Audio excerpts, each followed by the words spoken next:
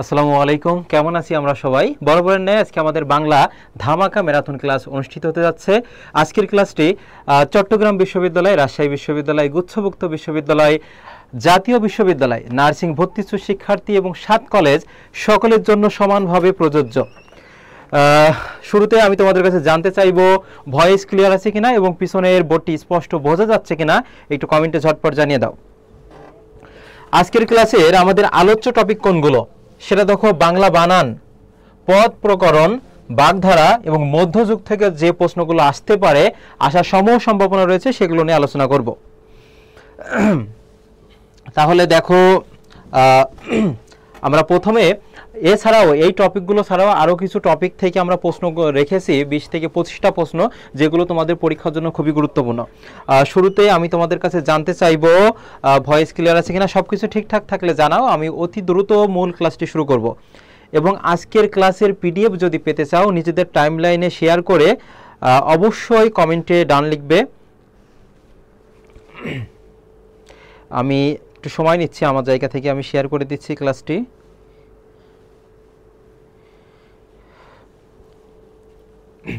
প্রত্যেকে শেয়ার করে, আজকে আমি যে ক্লাসে 80 বা 90টি যে প্রশ্ন আমি ব্যাখ্যা সহকারে পড়াবো, যেইগুলো থেকে তুমি হুবহু কমন পাবে কয়েকটি প্রশ্ন, একের অধিক প্রশ্ন তুমি কমন পাবে।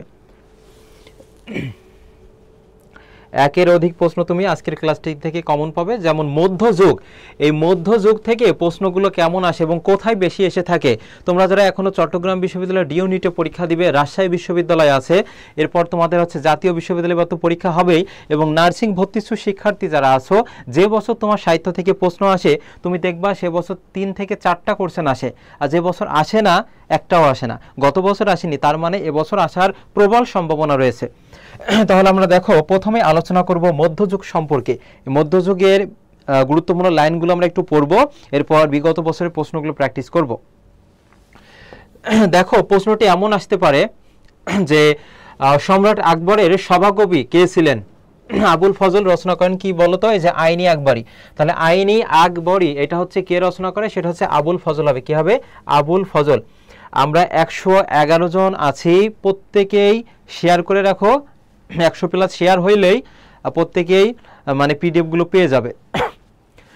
মধ্যযুগের বাংলা সাহিত্যের আদি বা শ্রেষ্ঠ নিদর্শন কি বলতো? শ্রীকৃষ্ণ কীর্তন হবে।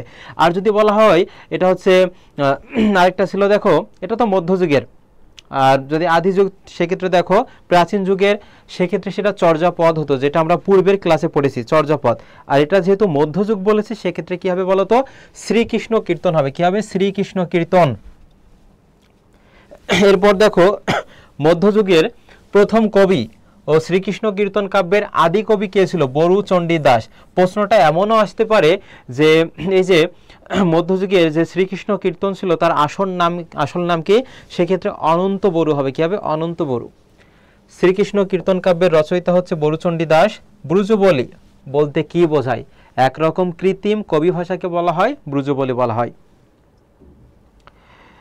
সবার উপরে মনুষ্যত্ব, তাহার উপরে নাই উক্তিটিকার, এই প্রশ্নটি কিন্তু এবছর চট্টগ্রাম বিশ্ববিদ্যালয়ে বি1 ইউনিটে এসেছে। তাহলে কি হবে বলতো? এটা চণ্ডীদাসের উক্তি।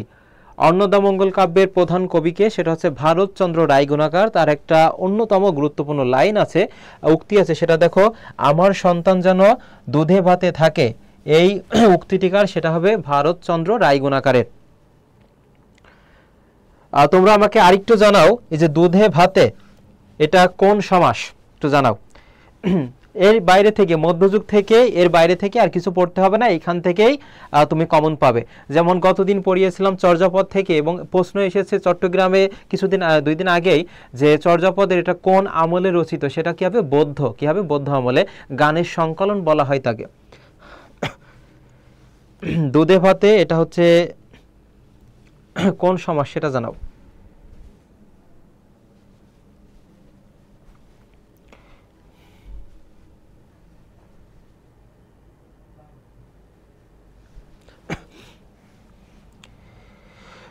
কি হবে বলতো? অলুক দ্বন্দ্ব হবে। দ্বন্দ্ব না, শুধু অলুক দ্বন্দ্ব হবে। কি হবে? অলুক দ্বন্দ্ব। এরপর এই কোশ্চেনের উত্তর দাও। কোন রচনাগুচ্ছ জসীমউদ্দিনের? কোন রচনাগুচ্ছ জসীমউদ্দিনের? একটু ঝটপট জানাও। যারা শেয়ার করবে তারা এই যে ক্লাসে যে আমাদের কতটা প্রায় 80+ স্লাইড আছে সেগুলো কিন্তু তারা পেয়ে যাবে গত দিনের নাই। 18টা শেয়ার মাত্র, ক্লাসে আসি আমরা 100+, কিন্তু শেয়ার কতটা? 18টা।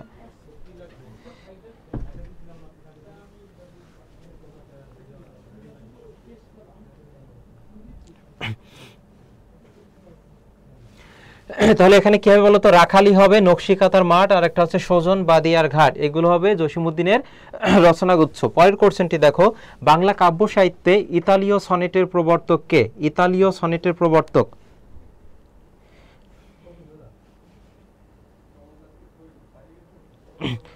কোনটি হবে? সুকান্ত ভট্টাচার্য সম্পর্কে আমাদের পড়তে হবে। তিনি হচ্ছে কত বছর বয়সে মারা যান? এরপরে তিনি হচ্ছে আকাল নামে একটা কাব্যগ্রন্থ সম্পাদনা করেন, আকাল। তারপর যে তার কাব্যগ্রন্থগুলো আছে যেমন ঘুম নেই, পূর্বাভাস, হরতাল, অভিযান, এগুলো। আর এখানে দেখো আবু জাফর শামসুদ্দিন, এটা না। প্রমথ চৌধুরী, এটা হবে না। মাইকেল মধুসূদন দত্ত হবে।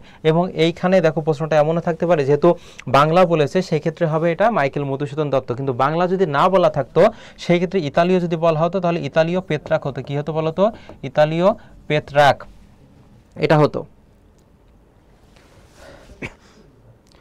পরের কোশ্চেনটি দেখো, 21শে ফেব্রুয়ারি সংকলন কার সম্পাদনায় প্রকাশিত হয়? আর একটা হচ্ছে কোনটি? ঈশ্বরচন্দ্র বিদ্যাসাগরের রচনা।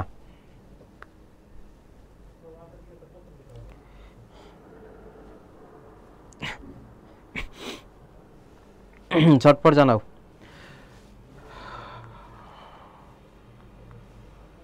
দেখো প্রশ্নটি হচ্ছে এখানে শামসুর রাহমান, রাহমান বানানটা একটু দেখবা, অনেক জায়গায় রহমান থাকে, সেটা কিন্তু হবে না। আর এখানে সঠিক উত্তর হবে হাসান হাফিজুর রহমান। কোনটি? ঈশ্বরচন্দ্র বিদ্যাসাগরের রচনা। বড় দিদি আছে, এটা বড় দিদি তো এখানে হবে না। শর্মিষ্ঠা, বেতাল পঞ্চবিংশতি নাকি রায় নন্দিনী?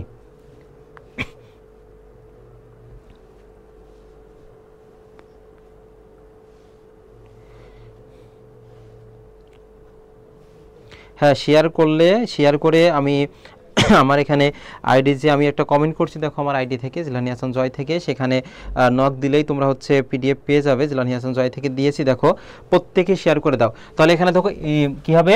বেতাল পঞ্চবিংশতি, বেতাল পঞ্চবিংশতি, এবং এটা 1847 সালে। কত সাল? 1847 সালে।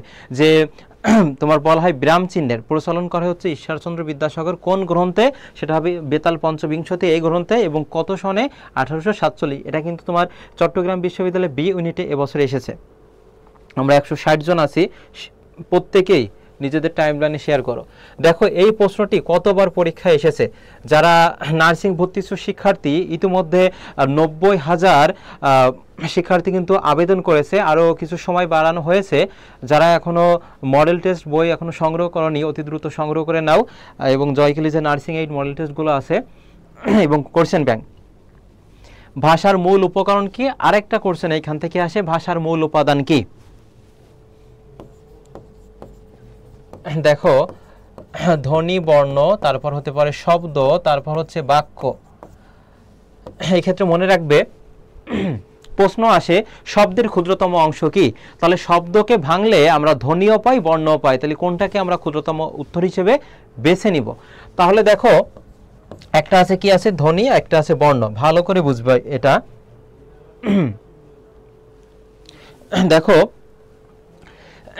শব্দকে ভাঙলে আমরা মূল ক্ষুদ্রতম অংশ কোনটা পাই? ধ্বনিও পাই, বর্ণ পাই। তাহলে ধ্বনি হচ্ছে কি বলতো? এটা হচ্ছে মৌখিক রূপ হবে। কি হবে বলতো? মৌখিক, মুখে বলা। আর বর্ণ হচ্ছে কি? এটা লিখিত। এটা কি বলে তো? লিখিত। তাহলে তোমার মন প্রচন্ড খারাপ, তুমি একটা গান লিখবে, তাহলে সেই ক্ষেত্রে আগেই কি তুমি লেখা শুরু করো নাকি মুখে বলার কাজটা আগে হয়? কোনটা আগে সংগঠিত হয়? মুখে বলার কাজটা আগে সংগঠিত হয়। তাহলে শব্দের ক্ষুদ্রতম অংশ কি হবে? ধ্বনি হবে। আর যদি বলা হয় বাক্যের মূল উপাদান কি? বাক্যের ক্ষুদ্রতম অংশ, তখন সেটা কি হবে বলতো? বাক্যকে ক্ষুদ্র ক্ষুদ্র অংশে ভাগ করলে আমরা শব্দ পাই। আর ভাষা থেকে দুইটা প্রশ্ন আসে, এক হচ্ছে ভাষার মূল উপকরণ কি, আর একটা হচ্ছে মূল উপাদান কি। এটা মনে রাখবে, উপকরণ যখন আমরা লিখি, দেখো এখানে ক আছে, আর বাক্য যখন আমরা লিখি বাক্য, তখন দেখো এখানে কি থাকে বলতো? ক আছে। তাহলে উপকরণ হবে কি বলতো? বাক্য। আর যদি বলে উপাদান কি, উপাদান যখন আমরা লিখি শর্টকাট ভাবে এইভাবে মনে রাখবে, উপাদানে দন্তান্ন আছে, ধ্বনিতে কি আছে? দন্তান্ন ন আছে। ডিগ্রি ফার্স্ট ইয়ারের বই লাগবে? পরে পেয়ে যাবে। তাহলে দেখো এখানে ভাষার মূল উপকরণ হচ্ছে বাক্য, মূল উপাদান কি হবে? ধ্বনি হবে। কিসের ভেদে ভাষার পার্থক্য ও পরিবর্তন ঘটে? 53টা শেয়ার প্রত্যেকেই পেয়ে যাবা আজকের ক্লাসের পিডিএফ। তাহলে এখানে সঠিক উত্তর কি হবে বলো তো? 6 এর সঠিক উত্তর যে কিসের ভেদে ভাষার হচ্ছে পার্থক্য পরিবর্তন ঘটে থাকে।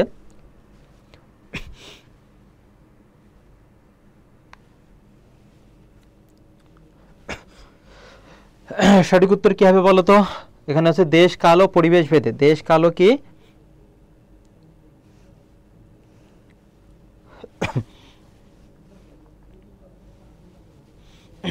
কাল, পরিবেশ ও ব্যক্তিভেদে। ব্যক্তিভেদে এখানে হবে না, এখানে আছে দেশ কাল ও পরিবেশ ভেদে। দেশ কাল ও পরিবেশ। এখনো যদি উত্তর করেছে সালমান মেহেদি, ধন্যবাদ তোমাকে, 6 এর গ জানিয়েছো। পরের প্রশ্নটি, এই যে সাধু ভাষা এবং চলিত ভাষার যে পার্থক্যগুলো রয়েছে এবং বৈশিষ্ট্য রয়েছে সেইখান থেকে একটা প্রশ্ন তোমরা পাবে। এখানে দেখো সাধু ও চলিত ভাষার পার্থক্য কোন কোন কোন পদে বেশি পরিলক্ষিত হয়, মানে কোন পদে বেশি দেখা যায়। সেক্ষেত্রে এখানে দেখো বিশেষণ, এটা বিশেষণ কি? সেটা দোষ, গুণ, অবস্থা, সংখ্যা, পরিমাপ বোঝাবে এগুলো। সর্বনাম নামের পরিবর্তে যেগুলো ব্যবহার করা হয় এটা। আর বিশেষ্যের প্রকারভেদ থেকে কোশ্চেন আজকে রেখেছি, সেটা আলোচনা করব। আর এখানে সঠিক উত্তর কি হবে? 7।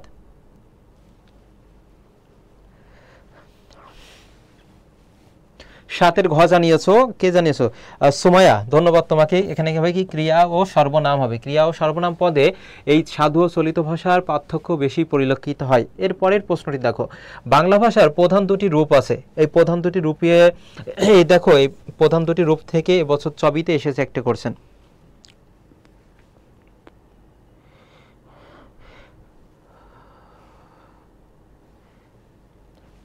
তোমাদেরকে আমি আর 30 সেকেন্ড সময় দিব। এই শেয়ারটা 80+ নিয়ে যাও, 80+ নিয়ে যাও দ্রুত।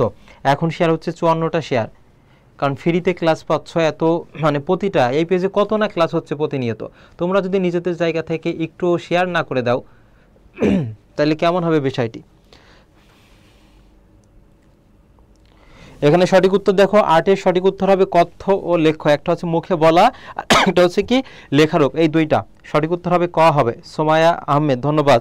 পরের প্রশ্নটি দেখো, চলিত ভাষাটির বৈশিষ্ট্য কোনটি? আর একটা সাধু ভাষার রূপ। এখানে বৈশিষ্ট্য থেকে কিন্তু কোশ্চেন আসে যে চলিত ভাষার বৈশিষ্ট্য আর একটা সাধু ভাষার রূপ কোনটি? রুবায়া পারভিন তিথি জানিয়েছে ক। সেটা ক হচ্ছে কোন নং প্রশ্নে সেটা একটু জানিয়ে দিও। শাহাদাত হোসাইন, ধন্যবাদ তোমাকে। তোমাদের যাদের এখনো স্বপ্ন রাজশাহী বিশ্ববিদ্যালয়, জাতীয় বিশ্ববিদ্যালয়তে পরীক্ষা হবে, গুচ্ছভুক্ত বিশ্ববিদ্যালয়ে যে এখন 19টা বিশ্ববিদ্যালয় রয়েছে তাদের জন্য কিন্তু আমাদের কোর্স চলমান রয়েছে ফ্যান্টাস্টিক 4। সেখানে ভর্তি হতে আইডিতে মেসেজ দিতে পারো বা যে পেজ থেকে ক্লাস হচ্ছে সেখানে। এবং শেষ মুহূর্তে তোমাদের প্রস্তুতিকে আরও বেশি মানে বেগবান করতে, ত্বরান্বিত করতে আমাদের যে নার্সিং যে সহায়িকা মডেল টেস্টগুলো রয়েছে অবশ্যই সংগ্রহ করবা। কারণ দেখো তোমাদের আসন সংখ্যা, নার্সিং ভর্তি শিক্ষার্থী তোমাদের আসন সংখ্যা আছে ±27 বা 2800, সেখানে অলরেডি আবেদন করেছে 90,000। বুঝতেই পারছো প্রতিযোগিতা মানে কেমন হবে প্রতিযোগিতা এবছর। সঠিক উত্তর এখানে পরিবর্তনশীল। আর একটা দেখো সাধু ভাষার রূপ, সেক্ষেত্রে দেখো রিপিকা জানিয়েছো, 9 এর বি জানিয়েছো, সংস্কৃত শব্দবহুল। রিপিকা, এত কঠিনে গিয়েছো কেন তুমি? সাধু ভাষার রূপ এখানে দেখো গুরু গম্ভীর, আর একটা হচ্ছে সংস্কৃত অনুসারী। ক হবে, কি হবে? ক। একটা পরিবর্তনশীল আর একটা হচ্ছে ক, গুরু গম্ভীর, আর একটা হচ্ছে সংস্কৃত অনুসারী। 11 নম্বর প্রশ্নটি দেখো, নিচের কোনগুলো অন্তস্থ বর্ণ?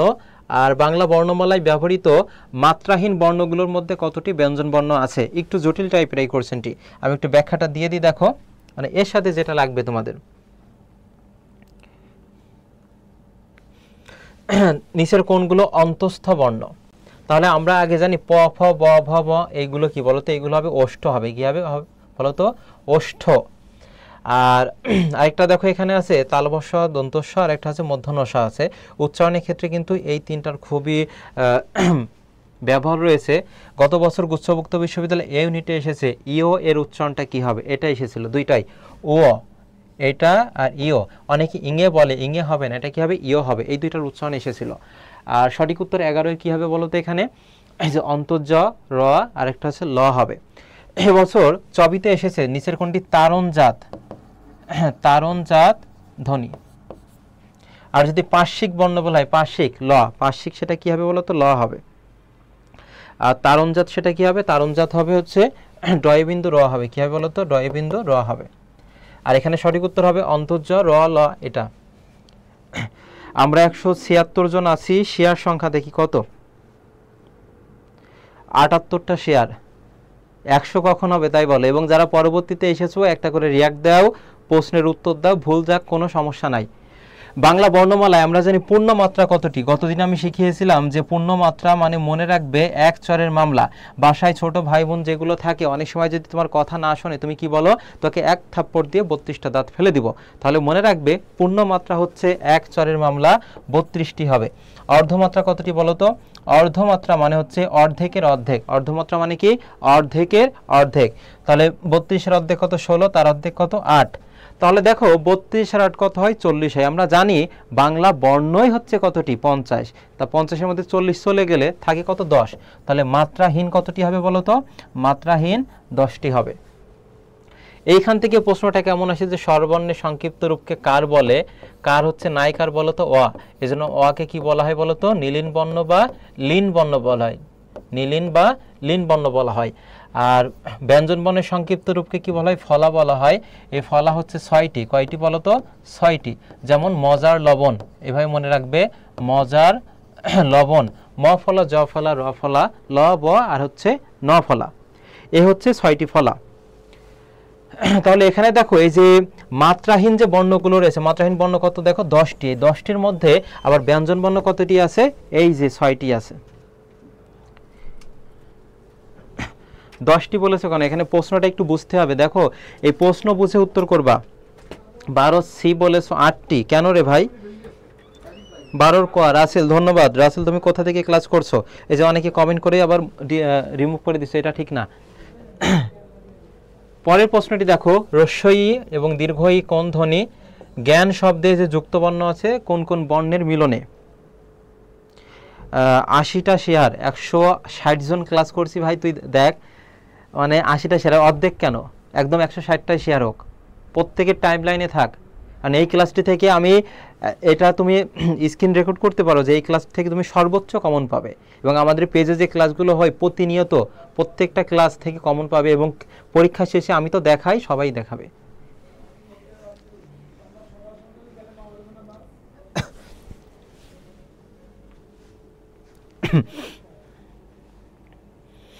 নাম্বার দিয়ে উত্তর করার চেষ্টা করো।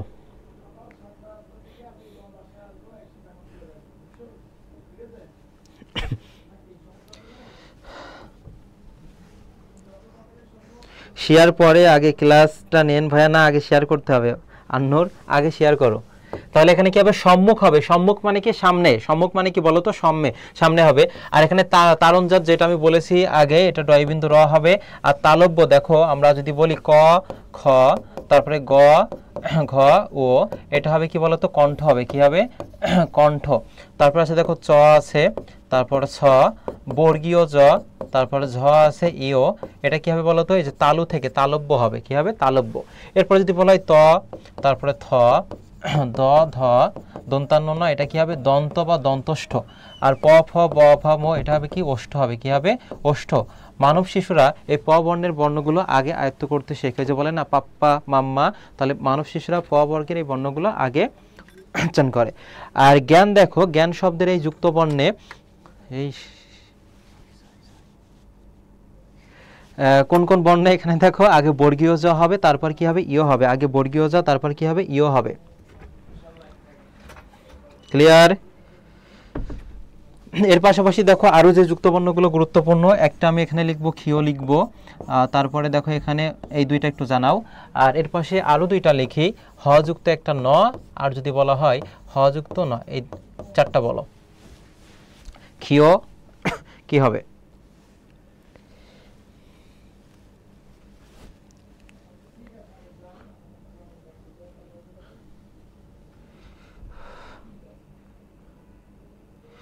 যারা শুধুমাত্র শেয়ার করছো তারাই হচ্ছে ক্লাসের পিডিএফ এর জন্য নক দিবে, অন্যথায় কেউ নক দিবে না।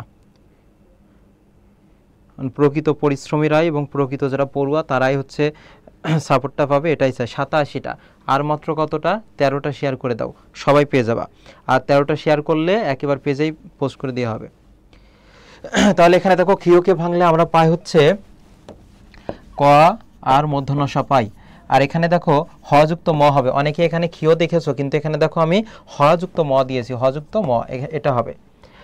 আরেকটা দেখো হ, এই যে হয় নয়, নটা যদি উপরে থাকে, মাথার উপরে থাকে, তখন সেটা কি হয় জানো তো? সেটা হয় দন্তান্ন ন হয়। আর নটা যদি নিচেই থাকে, হয়ের নিচে, তখন সেটা কি হয়? মধ্যাহ্ন ন হয়। কি হয়? মধ্যাহ্ন ন।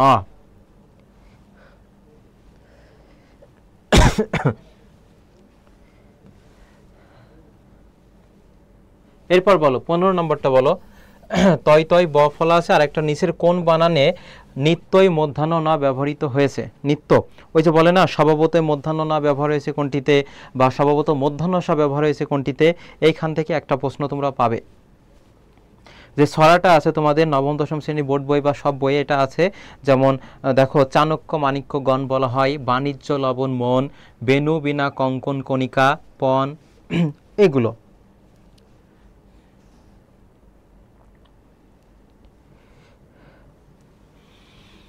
তাহলে এখানে দেখো এই যুক্তবর্ণ এখানে কি কি আছে? দুইটা ত আছে, আর তয়ের নিচে কি আছে? ব ফলা আছে। তাহলে কোথায় আছে দেখো তো? এটা এই যে সঠিক উত্তর এখানে দেখো, তয় তয় তারপরে ব ফলা, ক্ষয়ে আছে, খ।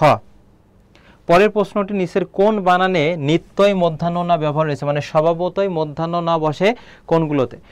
দেখো বাংলা ভাষায় ব্যবহৃত, এটা মনে রাখবে, বাংলা ভাষায় ব্যবহৃত তৎসম শব্দে, তৎসম শব্দে মধ্যাহ্ন ন ও মধ্যাহ্ন শ-এর সঠিক ব্যবহারকে নত্যবিধান বলা হয়। কি বলা হয়? নত্যবিধান বা সত্যবিধান বলা হয়। এই নত্যবিধান বা সত্যবিধান বাংলা ব্যাকরণের যে 4টি আলোচ্য বিষয় আছে, সে 4টি আলোচ্য বিষয়ের মধ্যে ধ্বনি তত্ত্বের আলোচ্য বিষয়। কোন তত্ত্বের বলো তো? ধ্বনি তত্ত্বের আলোচ্য বিষয়।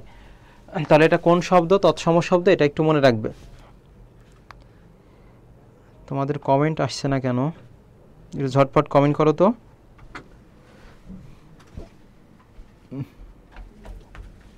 তাহলে এখানে কি হবে বলো তো? বেনু হবে। কি হবে? এই যে স্বভাবতই কোনগুলো আছে, যেমন চাণক্য আছে, মাণিক্য আছে, গণ আছে, বাণিজ্য লবণ মন, বেনু বিনা কঙ্কন কণিকা ভান পান, এই যে এইগুলো স্বভাবতই কি বসে? মধ্যাহ্ন ন বসে। পরের কোশ্চেনটি দেখো, সত্যবিধান কোন ক্ষেত্রে প্রযোজ্য? আর একটা আছে ধ্বনি পরিবর্তন থেকে কিছু কোশ্চেন রেখেছি আমি। আমাদের 92টা শেয়ার অলরেডি, আর মাত্র 8টা শেয়ার বাকি আছে। বলো সত্যবিধান কোন ক্ষেত্রে প্রযোজ্য? আর দেখো তোমরা যারা নার্সিংয়ে পরীক্ষা দিবে, প্রশ্ন বিশ্লেষণ করে যেটা দেখা গিয়েছে, যদি 8টা প্রশ্ন এসে থাকে, তাহলে দেশি শব্দ থেকে এসেছে তোমার 5টা। এবং দেশি শব্দ মনে রাখার জন্য আজকে একটা চার্ট তো দিবই, এবং অনেক প্রশ্ন আমরা আলোচনা করব। এটা কি হবে বলো তো? সেটা নত্যবিধানক, সত্যবিধানক, সেটা তৎসম শব্দ হবে। আর তৎসম মানে তৎ মানে তার, সম মানে সমান, সংস্কৃতের সমান। এবং প্রশ্নটা এমনও আসতে পারে, নিচের কোনটি তৎসম শব্দ? সেক্ষেত্রে যুক্তবর্ণ থাকতে পারে, রেপ থাকতে পারে, ফলা থাকতে পারে, এবং যে শব্দগুলো প্রচলন আমরা ওইভাবে করি না, সেগুলো কি হবে বলো তো? তৎসম শব্দ হবে। যেমন চন্দ্র, তারপরে সূর্য, নক্ষত্র, এগুলো। তাহলে 17 সঠিক উত্তর হবে ক। এরপরে বলো বাক্স থেকে বাস্ক, এটার রীতি কোন, এটাকে কোন ধরনের পরিবর্তন বলা হয়? তাহলে দেখো ধ্বনি পরিবর্তন এমনই একটা টার্ম আছে, সেক্ষেত্রে মনে রাখবে ধ্বনি পরিবর্তন বিষয়টা কি। ধ্বনি পরিবর্তন মানে হচ্ছে উচ্চারণের পরিবর্তন। কিসের পরিবর্তন বলো তো? উচ্চারণের পরিবর্তন, অর্থের পরিবর্তন নয়। উচ্চারণের পরিবর্তন, অর্থের পরিবর্তন নয়। দেখো এই ধ্বনি পরিবর্তন কেন ঘটে থাকে? এক এক অঞ্চলে এক এক রকম কথা বলা হয়। তারপর দ্রুত উচ্চারণের জন্য, যে অনেকে ফার্ম গেটকে কি বলে? Farm gate. তাহলে দেখো স্টাইল দিয়ে কথা বলার কারণে অনেকে বলে না, এই রিস্কা মামা এদিকে আসো। তাহলে দেখো দ্রুত উচ্চারণের কারণে, বাকযন্ত্রের ত্রুটির কারণে, অঞ্চল ভেদে বা স্টাইল দিয়ে কথা বলার কারণে, এইগুলো কারণে ধ্বনি পরিবর্তন হয়ে থাকে। তাহলে দেখো এখানে আরও যদি আমি একটা উদাহরণ দিই, ছেলে, এই ছেলেকে অনেক জায়গায় বলে হচ্ছে সাওয়াল বলে। কি বলে বলো তো? সাওয়াল, বা সোল বলে, বা পোলা বলে। তাহলে এই ছেলে যখন সাওয়াল হয়ে যাচ্ছে, তখন কি এটা অর্থের কোনো পরিবর্তন হচ্ছে না? উচ্চারণের পরিবর্তন। তাহলে ধ্বনি পরিবর্তন মানে কি? উচ্চারণের পরিবর্তন, অর্থের পরিবর্তন নয়। তাহলে এখানে দেখো বাক্স থেকে বাস্ক, এটা কি হবে বলো তো? ধ্বনি বিপর্যয় জানিয়েছো, গণহারে উত্তর করছো, ধন্যবাদ। সেটা হচ্ছে দেখো পরস্পর যদি নিজেদের মধ্যে স্থান পরিবর্তন করে বর্ণগুলো তখন সেটা কি হবে, ধ্বনি বিপর্যয় হবে। ক আগে ছিল মাঝে, সেটা চলে গেছে শেষে, স ছিল আগে শেষে, সেটা চলে আসছে মাঝে। তাহলে নিজেদের মধ্যে যদি স্থান পরিবর্তন করে তখন সেটা কি হবে বলো তো, এই যে ধ্বনি বিপর্যয় হবে। কি হবে, ধ্বনি বিপর্যয়। ক্লিয়ার? এখান থেকে প্রশ্ন আসলে পারবা তো?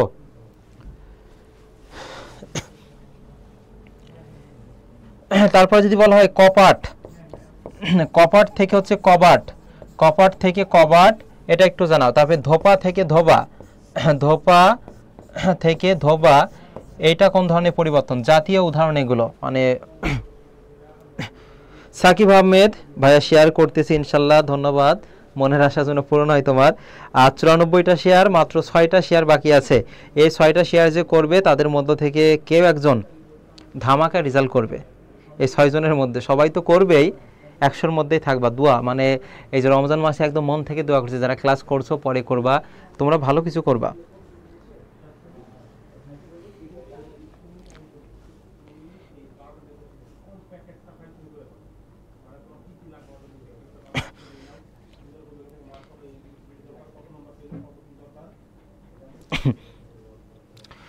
তাহলে এখানে কি হবে বলো তো, এই যে ব্যঞ্জন বিকৃতি হবে, এটা কি হবে বলো তো, বিকৃতভাবে উপস্থাপন করা, বিকৃতভাবে উপস্থাপন করা বোঝায়, এটা হবে ধ্বনি, এটা ব্যঞ্জন বিকৃতি হবে। পরের প্রশ্ন দেখো, অভিশ্রুতিজাত শব্দ হলো আর একটা অভিশ্রুতির ক্ষেত্রে কোন স্বরধ্বনি পরিবর্তন হয়? এমডি সম্রাট, সম্রাট বলেছো কেমন আছেন স্যার? হ্যাঁ ভালো আছি, তুমি কেমন আছো? অভিশ্রুতি হচ্ছে পরের রস্বইকার বা রস্যকার যদি এক ধাপ আগে উচ্চারিত হয় তখন সেটা কি হবে বলো তো, অভিশ্রুতি হবে। তাহলে দেখো তো দুইটা উত্তরই বলে দিয়েছি, তোমরা এবার বলো যে কোনটা হবে। শেয়ার সংখ্যা কতটা দেখি, শেয়ার সংখ্যা হচ্ছে 102টা, আমিও শেয়ার করেছি অনেকগুলো। এখানে দেখো অভিশ্রুতির ক্ষেত্রে, তাহলে মনে রাখবে অভিশ্রুতির ক্ষেত্রে স্বরধ্বনি পরিবর্তন হয়, রস্বই এবং রস্যু মানে এক ধাপ আগে উচ্চারিত হয়। তাহলে অপশন দেখো এখানে হাটুয়া থেকে হাইটা, কোরিয়া থেকে করে, ধরিয়া থেকে ধরে, এগুলো সব কি হবে, মাসুয়া থেকে মেসো, মাসুয়া থেকে মেসো কিন্তু অলরেডি এসেছে, এটা অভিশ্রুতি হবে। এরপরে দেখো শরীর থেকে শরীর, এইটা কি হবে দেখি, কে আগে জানাতে পারে? এটা যে সবার আগে জানাতে পারবে সে আসলেই সত্যিকার অর্থে, সত্যিকার অর্থে সে হচ্ছে মেধাবী। দেখি কে আগে উত্তর করতে পারে যে শরীর থেকে শরীর এটা কোন ধরনের পরিবর্তন, দেখি ঝটপট ঝটপট জানাও। এখানে বাংলাদেশের সকল জেলার কিন্তু কম বেশি শিক্ষার্থী ক্লাস করছে এখানে, দেখি কে আগে উত্তর করতে পারে এটা। এবং যারা এখানে নার্সিং ভর্তিচ্ছু শিক্ষার্থী আছো তারা এখনও যারা মডেল টেস্ট কোশ্চেন ব্যাংক সংগ্রহ করনি অতি দ্রুত সংগ্রহ করে নাও, কারণ টাইম ম্যানেজমেন্ট খুবই গুরুত্বপূর্ণ। তুমি সময় ধরে ধরে একটা মডেল টেস্ট কত সময় দিতে পারছো, তোমার একটা আত্মবিশ্বাস কিন্তু বেড়ে যাবে, সেক্ষেত্রে মডেল টেস্টটা সংগ্রহ করে নাও। কি হবে দেখো এখানে একই সমবর্ণের একটা যখন পরিবর্তন হয় তখন তাকে কি বলা হয়, বিষমী ভবন বলা হয়। কি বলা হয়, বিষমী ভবন। এই যে উত্তর তো কারো কাছে পাইলাম না আগে থেকে, যা আছে বলতে না বলতে 21 আর 22 নম্বর। শরীর থেকে শরীর, লাল থেকে নাল, ধ্বনি পরিবর্তনের কিসের উদাহরণ, কোন কিসের উদাহরণ বলে এটা?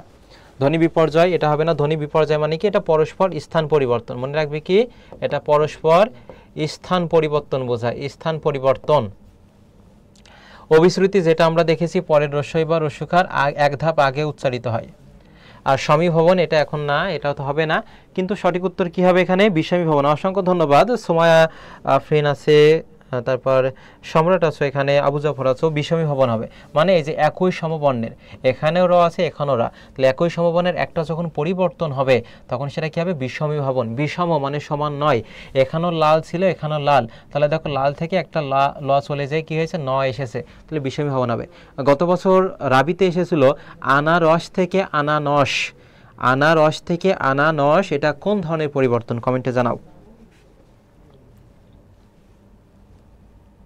এবং এখন 154 জন আছো যারা শেষ পর্যন্ত থাকবা, শেষে তো মানে গুরুত্বপূর্ণ একবার যেই টপিক থেকে প্রশ্ন আসবেই সেই সাজেশনটা আমি দিব শেষ 10 মিনিট দিকে। আর নিমরাজি শব্দে নিম যে অর্থ দিয়েছে, নিম কোন অর্থ দিয়েছে বলো? পূর্ণ, অতিরিক্ত, একান্তভাবে নাকি আংশিক? যেমন এবছর দেখো অলরেডি চবিতে এসেছে যে কমজোর, কমজোর শব্দের কম এটা কোন ধরনের উপসর্গ এবং কোন অর্থ? এটা হচ্ছে ফার্সি এবং কম অর্থ দেয় কি স্বল্প, কোন অর্থ দেয়? স্বল্প অর্থে ব্যবহার করা হয়েছে। এমন একটা শব্দ দিয়ে তোমাকে বলবে এখানে এই উপসর্গটি কোন অর্থে ব্যবহার করা হয়েছে। তাহলে এখানে কি হবে? আধা, আধা বা আংশিক। আধা বা কি হবে বলো তো? আংশিক অর্থ।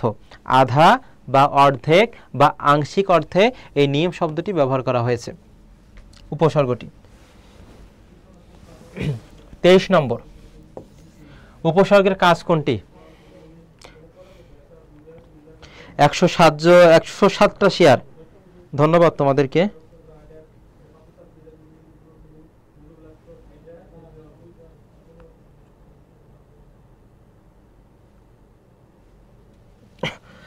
দেখো উপসর্গের কাজ কি, এখানে আমি যদি একটা লিখি হার একটি শব্দ, এ হার হচ্ছে একটা শব্দ, হারের আগে যদি আমরা প্রযুক্ত করি তাহলে কি হবে বলো তো? প্রহার। যদি আমরা বি যুক্ত করি, বি যদি আমরা বি যুক্ত করি তাহলে কি হবে বলো তো? বিহার হবে। যদি উপযুক্ত করি তাহলে কি হবে? উপহার হবে। যদি সমযুক্ত করি, সম, তাহলে কি হবে বলো তো? সমহার। তাহলে এখন বিষয়টা দেখো, উপসর্গের নিজস্ব কোনো অর্থ নেই কিন্তু কোনো শব্দের পূর্বে বসে অর্থ তৈরি করে। তাহলে দেখো হার একটি শব্দ, এর আগে যখন আমরা উপযুক্ত করছি, প্রযুক্ত করছি, তাহলে আলাদা আলাদা কি হচ্ছে? অর্থ। তাহলে উপসর্গের অর্থ নাই কিন্তু কোনো শব্দের পূর্বে বসে অর্থ তৈরি করছে। এজন্য বলা হয় উপসর্গের অর্থবাচকতা নেই কিন্তু অর্থদ্যোতকতা আছে। তাহলে এটা কি হবে? নতুন শব্দ গঠন হবে। কি হবে? নতুন শব্দ গঠন। তারপর সু উপসর্গটি কোন অর্থে ব্যবহৃত হয়েছে? সু উপসর্গটি কোন অর্থে ব্যবহার করা হয়েছে বলো? এটা কি হবে? উত্তম অর্থে। কি হবে বলো তো? উত্তম। আর যদি বলা হয় বিজ্ঞান শব্দের, প্রশ্নটা যদি এমন থাকে বিজ্ঞান শব্দের বি এটা কোন অর্থে ব্যবহার করা হয়েছে? বিজ্ঞান শব্দের বি এটা কোন অর্থে ব্যবহার করা হয়েছে?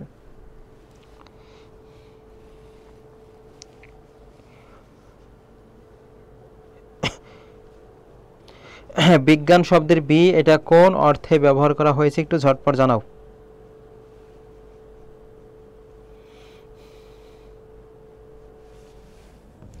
এটা সঠিক উত্তর কি হবে? বিশেষ অর্থ। কি হবে? বিশেষ।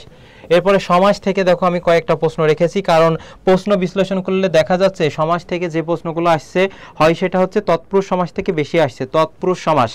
তাহলে সমাসের বেসিক যে অংশগুলো রয়েছে, যদি বলা হয় সমাস কত প্রকার, সেক্ষেত্রে দেখো নতুন বোর্ড বইয়ে 4 প্রকার আছে, 4 প্রকার। আর যদি বলা হয় মোট কত প্রকার, সেক্ষেত্রে আমরা 6 প্রকার দিব। পদের প্রাধান্য, যদি বলা হয় উভয় পদের, উভয় পদের অর্থের প্রাধান্য, সেটা কি হবে বলো তো? দ্বন্দ্ব সমাসে। যেমন মা বাবা, মা ও বাবা, মার আলাদা বৈশিষ্ট্য আছে, বাবার আলাদা বৈশিষ্ট্য আছে। তাহলে দেখো উভয় পদের যদি অর্থের প্রাধান্য পাই তখন সেটা কি হবে? দ্বন্দ্ব সমাস হবে, দ্বন্দ্ব সমাস। আর যদি বলা হয় এটা অলরেডি তোমার চবিতে এসেছে, পূর্ব পদের অর্থের প্রাধান্য পায়, সেটা হচ্ছে অব্যয়ীভাব সমাস। কি হবে? অব্যয়ীভাব সমাস। যেমন নুনের অভাব, আলোনি বলা হয়, আলোনি নুনের অভাব। তারপরে দেখো অনতিক্রম্য, পর্যন্ত, অভাবর্তে অব্যয়ীভাব সমাস হয়। তারপর যদি বলা হয় যে পরপদ প্রধান কোন সমাস, মনে রাখবে এটা হচ্ছে দ্বিগু সমাস, তারপর কর্মধারায়, আর একটা হচ্ছে তৎপুরুষ। এই 3টা সমাসের হচ্ছে পরপদের অর্থের প্রাধান্য পায়। আরেকটি আছে তৃতীয় পদ, মানে পূর্বপদ বা পরপদের কোনো অর্থে প্রাধান্য পাবে না, তৃতীয় একটা পদের অর্থে প্রাধান্য পাবে, সেটা হচ্ছে বহুব্রীহি সমাস। আমি একেবারে বিস্তারিত পড়াচ্ছি যাতে কোনো প্রশ্ন, যেই প্রশ্ন আসুক না কেন তোমরা উত্তর করে আসতে পারো সবার আগে। এই তৃতীয় পদের অর্থের প্রাধান্য পায়, সেটা হচ্ছে বহুব্রীহি সমাস। গত বছর এসেছে বহুব্রী, এটা কোন সমাস? এটা হবে বহুব্রী, নিজেই হচ্ছে বহুব্রী সমাস। এর ব্যাস বাক্য হবে বহু ধান আছে যার, বহু ধান আছে যার। আম কুড়ানো, তাহলে দেখো এটা আম কুড়ানো, এটা কি হবে? এর ব্যাস বাক্য আমকে কুড়ানো। সাধারণ অর্থে যদি কোনো কাজ করা বোঝায়, আম কুড়ানো, রথ দেখা, এগুলো সব কি হবে? দ্বিতীয়া তৎপুরুষ হবে। কি হবে? দ্বিতীয়া তৎপুরুষ। বাঘ বিতণ্ডা কোন সমাস সাধিত শব্দ? দেখি এটা কে উত্তর করতে পারো। 25-এর খ জানিয়েছে, 26 কি হবে? 26 বলো। 26-এর খ, দ্বন্দ্ব হবে না, দ্বন্দ্ব এখানে হবে না। বাঘ দ্বারা বিতণ্ড, সেই ক্ষেত্রে এটা কি হবে বলো তো? যে দ্বারা দিয়া কর্তৃক, এটা তৃতীয়া বিভক্তি, এটা তৎপুরুষ হবে, তৎপুরুষ। দ্বন্দ্ব হবে না। 27 নম্বর বলো, দ্বন্দ্ব সমাসবদ্ধ পদ কোনটি? আর একটা দেখো হা ভাত, এর ব্যাস বাক্য কোনটি? হা ভাত।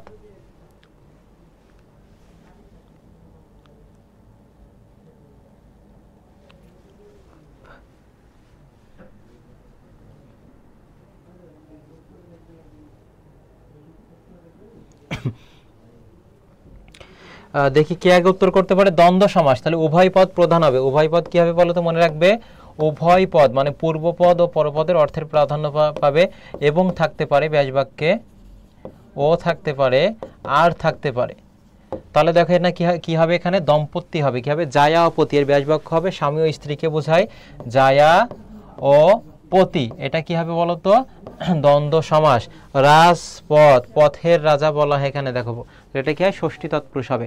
পলান্ন, পলান্ন হবে পল মিশ্রিত অন্ন, পল মিশ্রিত অন্ন। মধ্য পদলোপী কর্মধারায় সমাস। মধু মাখা, মধু দ্বারা মাখা।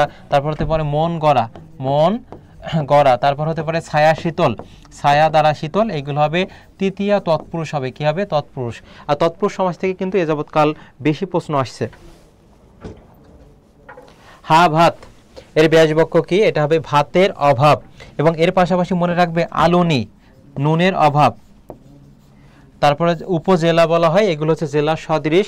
সেটা দেখো অভাব অর্থে, পর্যন্ত অর্থে, অনতিক্রম্য অর্থে, এগুলো সব কি হবে? সদৃশ অর্থে তোমার অব্যয়ভাব সমাস হয়ে থাকে এবং অব্যয়ভাব সমাসে পূর্বপদের অর্থের প্রাধান্য পায়। ভাইয়া এগুলো এত কিভাবে মনে রাখবো, তাই না? আচ্ছা, এই যে আমার কিভাবে মনে আছে, তাই না বলো তো? ক্লাস নিতে নিতে এই যে একটা মানে তুমি যদি বারবার একটা বিষয় পড়তে থাকো, অনুশীলন করো বারবার, তোমার একবার মনে গেঁথে যাবে। জাস্ট এই ক্লাসগুলো করো আর আমাদের মডেল টেস্ট বইগুলো কিনে প্র্যাকটিস করো, তোমার পরীক্ষা ভালো হবে, হবেই, হতে বাধ্য। তুষার ধবল কোন সমাসের উদাহরণ? আর একটা গৃহান্তর কোন সমাস? জানাও।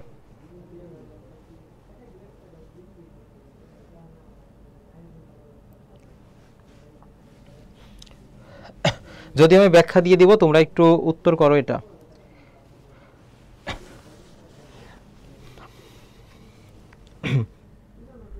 দেখো কর্মধারয় সমাসের মধ্যে আছে উপমান আছে। কি আছে বলো তো? উপমান। সেটা দেখবা ব্যাস বাক্য কি হবে বলো তো? সত্য হবে। ব্যাস বাক্য সত্য বা কি বোঝায়? বাস্তব তুলনা বোঝায়, বাস্তব তুলনা। আর ন্যায় মাঝে থাকবে কি বলো তো? ন্যায় থাকবে। এটা হচ্ছে উপমান কর্মধারয় সমাসের মধ্যে। আর উপমিত এর ব্যতিক্রম মানে বিপরীতটা হবে মিথ্যা হবে। তুষার পূর্বপদ হচ্ছে তুষার, পরপদ হচ্ছে কি? ধবল। তাহলে এইখান থেকে বিষয়টা দেখো, এই তুষার পূর্বপদ আর ধবল হচ্ছে পরপদ। তুষার মানে কি? বরফ। বরফ কেমন হয়? পিঙ্ক কালার হয় নাকি সাদা হয়? বরফ হয় সাদা। আর ধবল মানেও কি বলতো? সাদা। তাহলে এখানেও সাদা, এখানেও সাদা। তাহলে দেখো সাদা সাদার মধ্যে যখন তুলনা করা বোঝাবে, তখন সেটা কি বাস্তব তুলনা হবে।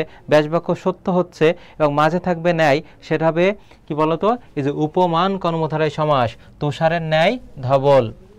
বিগত বছরে করছেন যে দুধ সাদা, তারপরে রক্ত লাল, রক্ত লাল, এইগুলো সব কি হবে বলতো? এই যে উপমান কর্মধারয় সমাস হবে। কি হবে? উপমান কর্মধারয় সমাস। শেষ পর্যন্ত থাকবা, অনেক কিছু পাবা। গৃহান্তর কোন সমাস? যে সমাসের ব্যাস বাক্য হয় না, সেক্ষেত্রে দেখো এখানে যদি অন্তর থাকে, আমি অফলাইন ক্লাসে এগুলো করিয়েছি বারবার, অন্তর থাকলে অন্তর কেটে সেখানে কি দিবে? অন্য দিবে। তাহলে গৃহান্তর দেখো এখানে কি হবে? অন্য গৃহ হবে। কি হবে? অন্য গৃহ। নিত্য সমাস। তাহলে তোমরা আমাকে জানাও যে দেশান্তর, দেশান্তর এটা কোন সমাস? বা হতে পারে মতান্তর, দেশান্তর, গৃহান্তর, মতান্তর, এগুলো কোন সমাস? নিত্য সমাস হবে। কি হবে? নিত্য সমাস।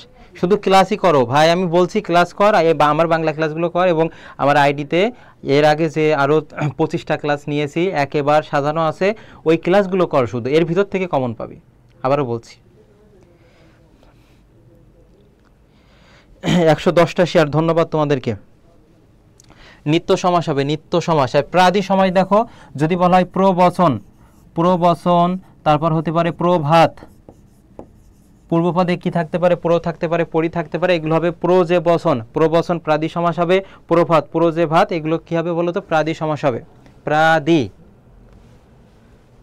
তারপর 31 নম্বর শিশির সিক্ত। আর একটা হচ্ছে দেখো অবুঝ, নাচার, নির্ভুল, বেতার, এগুলো কোন সমাস?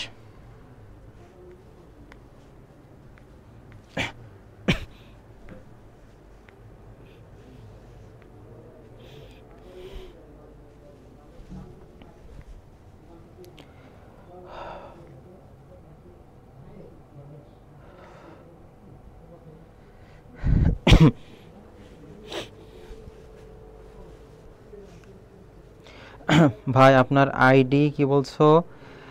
শাহাদত, আমার আইডি থেকে তোমাকে এটা নক দিয়েছি। জিলানি হাসান জয়, এখানে তো প্রত্যেকটা ক্লাস জয়কলি পেজে যত ক্লাস নিয়েছি সব ক্লাসগুলো ধারাবাহিকভাবে সাজানো আছে, সবগুলো করবা। এবং দেখো জিলানি হাসান জয় থেকে রিয়াক্ট আমি দিয়েছি। শিশির দ্বারা শিখতো, শিশির দ্বারা শিখতো, মন গড়া, এগুলো সব কী হবে বলো তো? এই যে তৎপুরুষ সমাস হবে। কী হবে বলো তো? এই যে তৎপুরুষ সমাস। আর দেখো দ্বিগু সমাস আছে, ঠিক শতাব্দী হতে পারে। তারপরে দেখো পঞ্চনদ, পঞ্চনদ, তারপরে দেখো হতে পারে সপ্তাহ, সপ্তাহ, তারপরে দেখো নবরত্ন, নবরত্ন, তারপর দেখো এখানে হতে পারে যে পঞ্চবটি।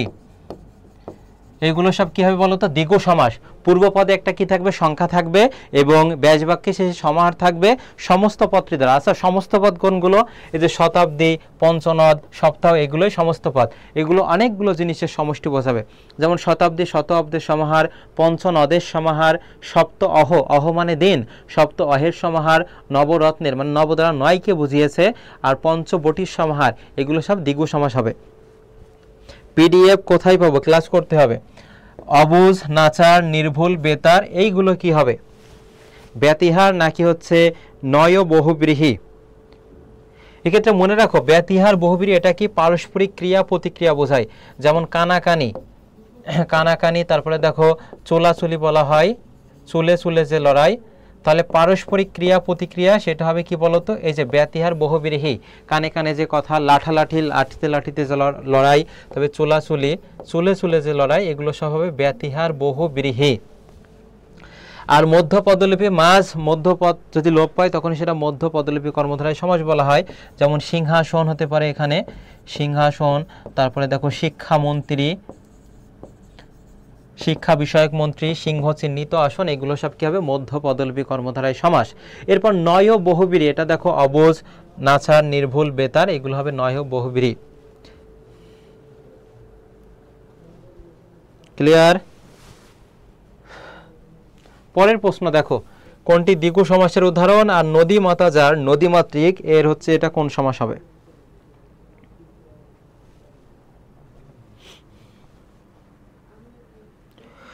ঝটপট জানাও। শেষ মুহূর্তে আমাদের এই পেজে যতগুলো ক্লাস হচ্ছে প্রতিনিয়ত প্রত্যেকটা ক্লাস তোমরা করবা, এবং ভালো মানের বই অবশ্যই সাথে রাখবা।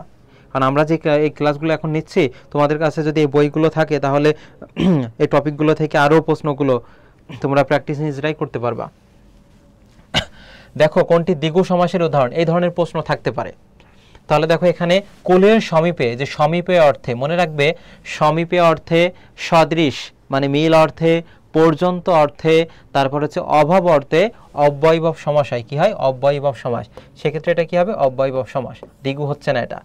তারপরে বই, খাতা, কলম, বই, খাতা, কলম, তাহলে দেখো একের অধিক, একটা, দুইটা, তিনটা, একের অধিক যদি পদ থাকে তখন সেটা কি হবে বলো তো? বহুপদী দ্বন্দ্ব হবে। কি হবে? বহুপদী দ্বন্দ্ব। যেমন এখানেও আমি যদি বলি সাহেব, বিবি ও গোলাম, সাহেব, বিবি ও গোলাম, তিনটা পদ, চোখ, নাক ও কান, স্বর্গ, মর্ত্য ও পাতাল, তাহলে এটা সব কি হবে বলো তো? বহুপদী। দেখ আমি প্রত্যেকটা অপশন ধরে ধরে পড়াচ্ছি, অন্য কোনো প্ল্যাটফর্মে এত ফ্রিতে এত সার্ভিস তাদের দিচ্ছে না। তোরা একটু নিজেরাই বল, এত ধরে ধরে পড়াই তোদের কেউ? চৌরাস্তা সমাহার, এই চৌ দ্বারা কি বোঝায়? চারকে বোঝায়, চার। দেখো প্রথমে সংখ্যা আছে, শেষে আছে সমাহার, এবং এই সমস্ত পদটি দ্বারা চারটা রাস্তার সমাহারকে বোঝাচ্ছে, দ্বিগু সমাস হবে। চিরকাল ব্যাপিয়া সখী, এই যে ব্যাপিয়া, তারপরে চিরস্থায়ী বোঝায়, এইগুলো থাকলে সেটা কি হয় বলতো? দ্বিতীয়া তৎপুরুষ। কি হয় বলতো? দ্বিতীয়া তৎপুরুষ। চারটা অপশন ধরে ধরে পড়াচ্ছি, এইভাবে হচ্ছে পড়ার আসল উদ্দেশ্য। তোদের কাছে আমি একটা কমেন্ট নিব, বল ক্লাসটি কেমন লাগছে, আর এত ভেঙে ভেঙে তোরা কতটুকু উপকৃত হচ্ছিস একটু জানা, মন থেকে বলবি।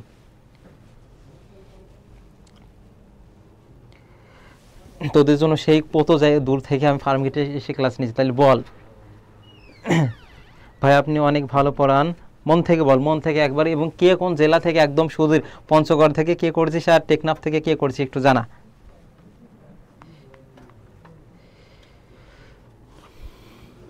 117টা শেয়ার। সমাস এটা বুঝাচ্ছি, তুমি এখানেই মন দাও পেয়ে যাবে। এবং আমার আইডিতে বা এই পেজে অনেক ক্লাস নিয়ে আছে সমাসের, সেটা দেখে নিতে পারবা।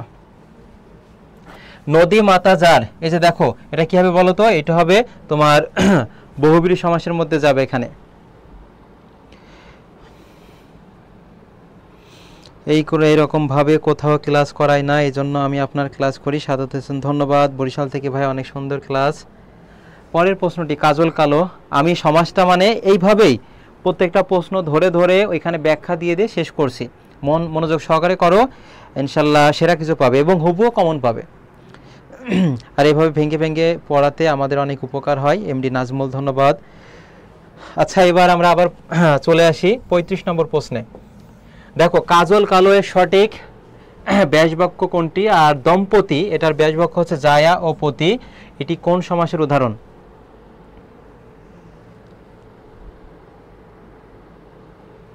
মন থেকে নোয়াখালী থেকে দেখি বলছি ক্লাসটা খুব হেল্পফুল হচ্ছে। শরীয়তপুর থেকে আছো, নীলফামারী থেকে আছো, এই যে নীলফামারী পাওয়া গেছে। আব্দুল বারাত আব্দুল্লাহ আশরাফি, অসংখ্য ধন্যবাদ আঙ্কেল আপনাকে।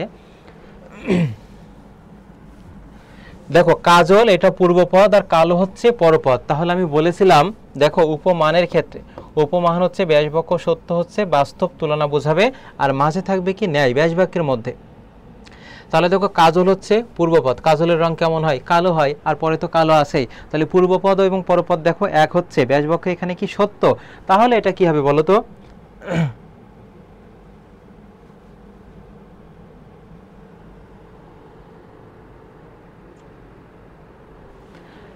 তাহলে দেখো এখানে কাজলের ন্যায় কালো হবে, কাজলের ন্যায় কালো। যদি আমি বলি যে তোমাদের যদি এখানে বলা হয় যে বিষাদ সিন্ধু, বিষাদ সিন্ধু এটা কোন সমাস? তারপরে যদি বলা হয় প্রাণ পাখি, প্রাণ পাখি এটা বলো। সাধারণত তোমরা হচ্ছে একাডেমিক অংশে সমাস এই অংশটা ভালোভাবে পড়ে আসনি। এই ইন্টারে একেবারে তোমাদের অ্যাডমিশনে মহাসমুদ্র, ওইভাবে সমাজ যেহেতু আগে থেকে অনেকে পড়ে আসনি, এই জন্য তোমাদের কাছে কঠিন মনে হয়। কিন্তু এটা মনোযোগ সহকারে আবার ক্লাসটা দেখবা, বা আমার সমাজের একবার পূর্ণাঙ্গ ক্লাস নিয়ে আসে, আইডি তো শেয়ার আছেই, পেজে আছে, সেগুলো দেখে নিলে কভার হয়ে যাবে। কারকের ক্লাস আছে, হ্যাঁ আজকে কারকের ক্লাসও আছে, তোমাদের সব নিয়ে আলোচনা করা হবে।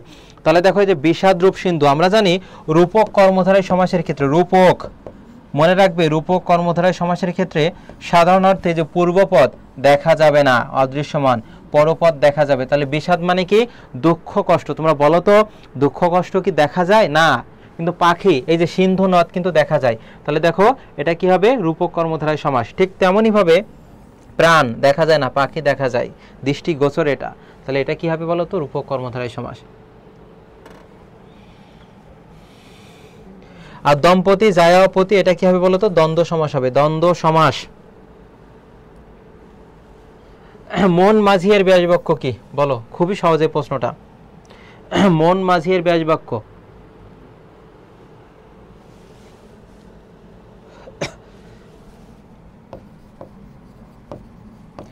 পূর্বপদ অদৃশ্যমান, মনে রাখবে কি? পূর্বপদ অদৃশ্যমান, মাঝে থাকবে কি বলতো? রূপ, আর পরপদ হবে দৃশ্যমান, মানে দৃষ্টিগোচর দেখা যাবে। তাহলে দেখো মন হচ্ছে পূর্বপদ, মাঝি হচ্ছে পরপদ। মাঝি কি বলতো? পরপদ। মন কি দেখা যায়? না, মন যদি দেখা যেত তাহলে এই যে মাসুম বাচ্চারা এখন ক্লাস করছো, তারা এত বেশি ধোকা খেত না, তারা পড়াশোনায় মনোনিবেশ করতো। সে বুঝতে পারতো যে ওই ছেলে বা ওই মেয়ের মনে এত কিছু আনাগোনা হচ্ছে, সে চলে আসতো পড়াশোনায় টেবিলে বসে যেত। তাহলে মন হচ্ছে কি বলতো? দেখা যায় না, আর মাঝি দেখা যায়। তাহলে পূর্বপদ অদৃশ্যমান, মাঝে থাকবে রূপ, পরপদ দৃশ্যমান। তাহলে মন রূপ মাঝি কোথায় আছে? দেখো মন রূপ মাঝি। তারপরে হতে পারে দেখো এখানে শোকানল, প্রেম ডোর, প্রেম ডোর।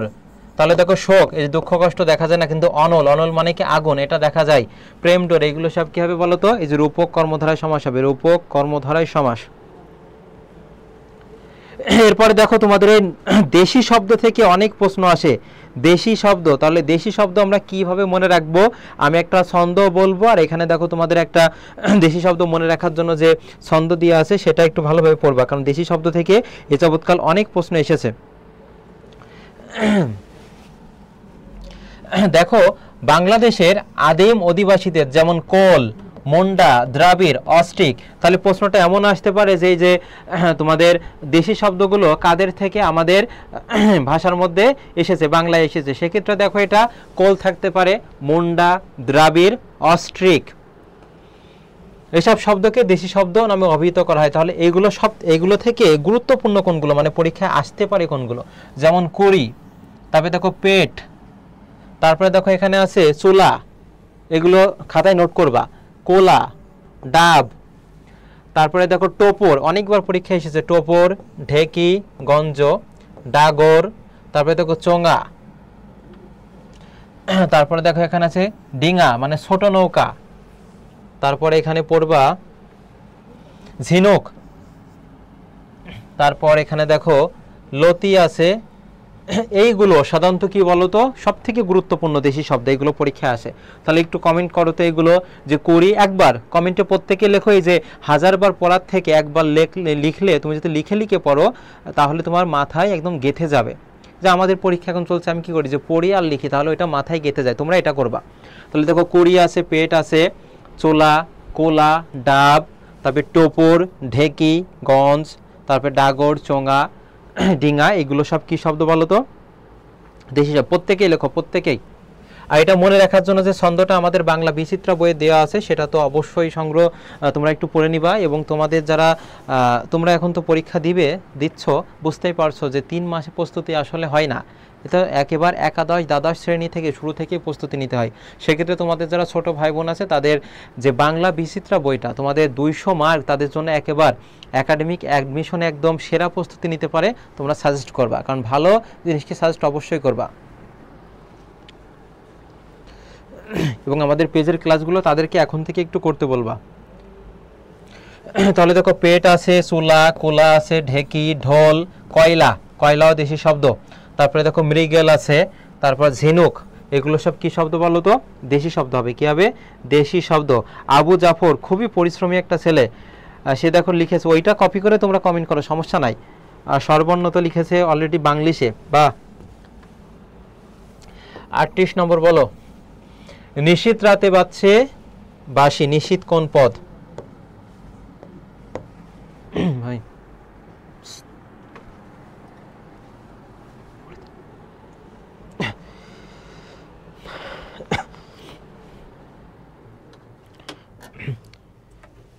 তাহলে দেখো নিশীত রাত, রাতটা কেমন বলো তো? ওই যে দোষ গুণ অবস্থার সংখ্যা পরিমাপ যদি বোঝায় তখন সেটা কি হবে বলো তো?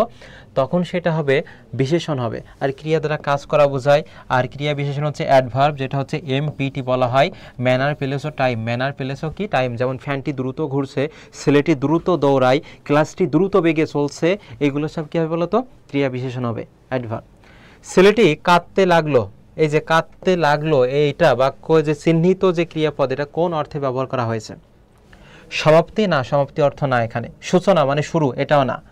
আর একটা অবিরাম আর একটা আকস্মিকতা, এই দুইটার মধ্যে কোনটা হবে বলো? আকস্মিকতা মানে হঠাৎ, আকস্মিকতা মানে কি বলো তো? হঠাৎ। আর ছেলেটি কাঁদতে লাগলো মানে কান্না তার থামছে না, মানে কাঁদতেই লাগছে, এটা কি হবে? অবিরাম অর্থে। কি অর্থে?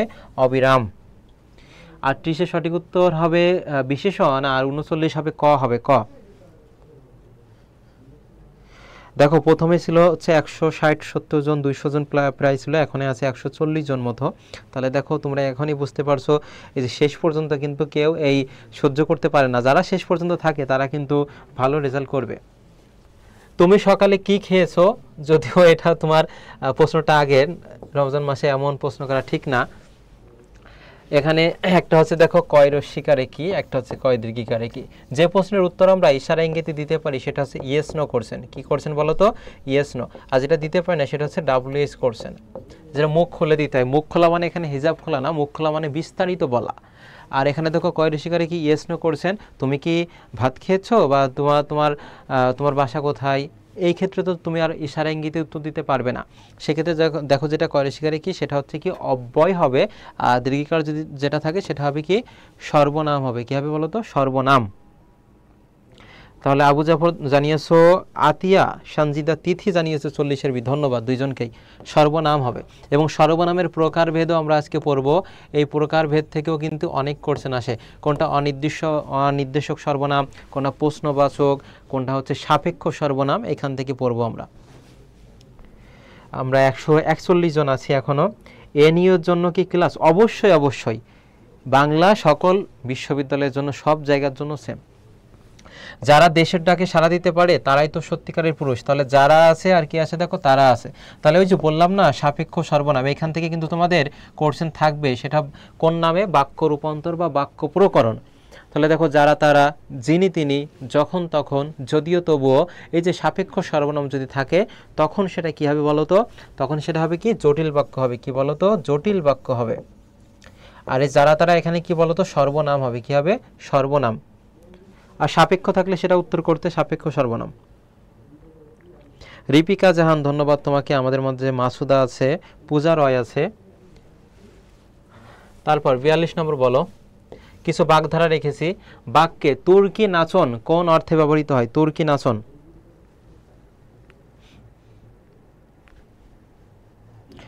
তুর্কি নাচন কোন অর্থে ব্যবহার করা হয়?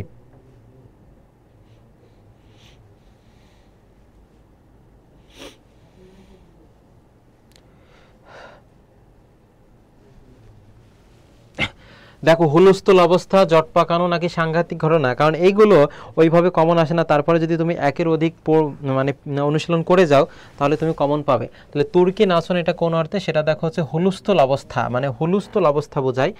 ধন্যবাদ আন্নোর। কেশগণ্ডুষ, সেটা অলরেডি তোমার চবিতে এসেছে এবছর। কেশগণ্ডুষ দ্বারা কি বোঝায়? দেখি কে জানাতে পারে। এই যে বিরোচন অংশ তোমার বাগধারা থেকে, তারপরে তোমার সমার্থক শব্দ, তারপর পারিভাষিক শব্দ, এক কথায় প্রকাশ, এর 4টা থেকে 4 মার্ক তোমাদের নার্সিংয়ে আসবেই আসবে, প্রতি বছর আসে এটা। এবং তোমার রাবিতে চবিতে এখান থেকে থাকবে একটা করে করছেন। তাহলে কেশগণ্ডুষ সেটা হবে নতুন করে আরম্ভ করা, নতুন করে শুরু করা, সূচনা করা, এটা হবে কেশগণ্ডুষ। কি হবে? নতুন করে আরম্ভ করা। এগুলো তো মুখস্থ পড়া, এগুলো তোমাদের পড়ে নিতে হবে। 44 নম্বর বলো। ভূষণ্ডের কাক, আর একটা আছে গোকুলের সার, বাগধারাটির অর্থ কি? এগুলো তোমাদের পারার কথা, কারণ এগুলো তোমাদের নিজে পড়ে নিতে হবে, এর জন্য তো আলাদা। 44 নম্বর বলো। 44 ভূষণ্ডীর কাক বাগধারাটির অর্থ কি? আজ বলে না যে সুসময়ের বন্ধু, দুধের মাছি বলায়, সেক্ষেত্রে সুসময়ের বন্ধু হবে।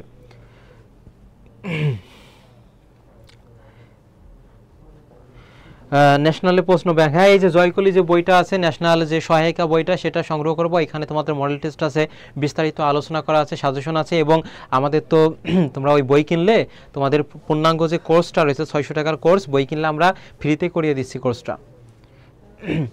এটা কি হবে বলো তো? দীর্ঘকালের অভিজ্ঞ ব্যক্তি। আরেকটা দেখো গোকুলের সার, এটা হবে স্বেচ্ছাচারী লোক। কি হবে? স্বেচ্ছাচারী লোক হবে, তার মনে যা ইচ্ছা তাই করছে, এটা হচ্ছে স্বেচ্ছাচারী লোক। আর এটা দীর্ঘকালের অভিজ্ঞ ব্যক্তি। শাখের করাত, আমি 8 থেকে 10টা প্রশ্ন রেখেছিলাম আজকে বাগধারা থেকে। শাখের করাত বাগধারাটির অর্থ কি? আর মাৎস্য ন্যায় বাগধারাটির অর্থ কি? এই দুইটা বলো। মাৎস্য ন্যায় কিন্তু তোমরা সাধারণ জ্ঞানে কিন্তু এটা পড়েছো, মাৎস্য ন্যায়ের যুগ যেটা আছে।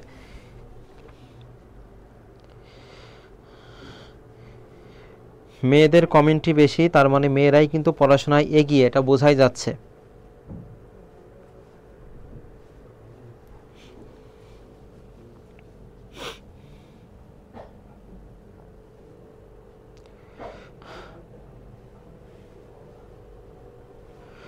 তাহলে এখানে সঠিক উত্তর কি দেখো? শাখের করা দুদিকেই বিপদ থাকবে, দুদিকে কি থাকবে? বিপদ। আর মাৎস্য ন্যায় সেটা কি হবে বলো তো? এই যে অ্যাডমিশনের সময় তোমরা এইখানে ওইখানে যাও, মানে ভালো একটা বই চুজ করতে পারো না, মানে উভয় দিকে যদি দুই নৌকায় পা থাকে, তোমার আলটিমেটলি তোমার কোনো কিছু ভালো হবে না। সেক্ষেত্রে আমাদের পেজে যে ক্লাসগুলো হচ্ছে নিয়মিত প্রতিনিয়ত করবা, শুরু থেকে শেষ পর্যন্ত নিয়মিত পরীক্ষা দিবে। পরীক্ষাও তো আমাদের গতকালও বাংলা পরীক্ষা গিয়েছে, এবং যে বইগুলো রয়েছে, যে পেজ থেকে ক্লাসটা হচ্ছে এখানে তো নক করবে, আপডেট যে বইগুলো আছে সবগুলো সংগ্রহ করে ভালো প্রস্তুতি তোমার হয়ে যাবে। আর মাঝখানে এটা কি হবে, অরাজকতা হবে। কি হবে বলো তো, অরাজকতা। এই যে ধনীরা দরিদ্রদেরকে বা নিচুদেরকে এই যে অবজ্ঞা, তুচ্ছ তাচ্ছিল্য, ভেদাভেদ করে, এইটা কিন্তু এখানে ফুটে উঠেছে, অরাজকতা একটা অবস্থা। বানান থেকে যে প্রশ্নগুলো আজকে রেখেছি এখান থেকে কমন পাবাই তোমরা, যে শুদ্ধ বানান কোনটি বলো।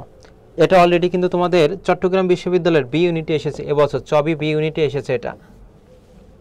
এর পাশে মনে রাখবে যে ওদিসি বানানটাও কিন্তু গুরুত্বপূর্ণ, ওদিসি বানান।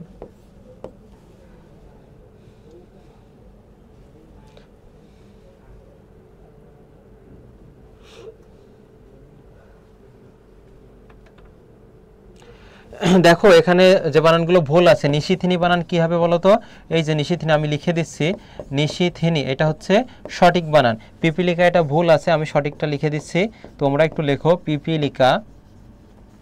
আর সমীচীন বানান এটা তো হবে, দেখো সমীচীন বানানে 47 এ হয়নি, 47 এ হবে না, 48 সি বলেছো, হ্যাঁ 47 48 সি, ধন্যবাদ। কে বলেছো? মাধবী, আইরিন, বর্ষা, ধন্যবাদ তোমাকে। সমীচীন দীর্ঘিকার হবে, এটা কিন্তু গুরুত্বপূর্ণ। নিচের কোন বানানটি শুদ্ধ? দেখো কথোপকথন, এই যে কনভারসেশন বলা হয়, ডায়ালগ, তোমরা ডায়ালগ লিখেছো না, এই যে কথোপকথন এটা বলা হয়। আর পিপিলিকা বানানে এটা হবে, আর সমীচীন বানান উভয় ক্ষেত্রে কি হবে, দীর্ঘিকার হবে। নিশিথিনী বানান দেখো প্রথমে রস্যি, তারপর দীর্ঘিকার, রস্যিকার, তারপরে কি হবে, দীর্ঘিকার হবে। আফিয়া আক্তার, নূরজাহান, আপডেট কোন বই কিনতে হবে? মডেল টেস্টটা কেন জয়কুলি, যে মডেল টেস্ট করছেন ব্যাংক, সেটা কেন? বেশি বেশি প্র্যাকটিস করো। শুদ্ধ বানান গুচ্ছ কোনটি? এই যে 3 থেকে 4টা দিয়ে তোমাকে বলবে শুদ্ধটা বের করো।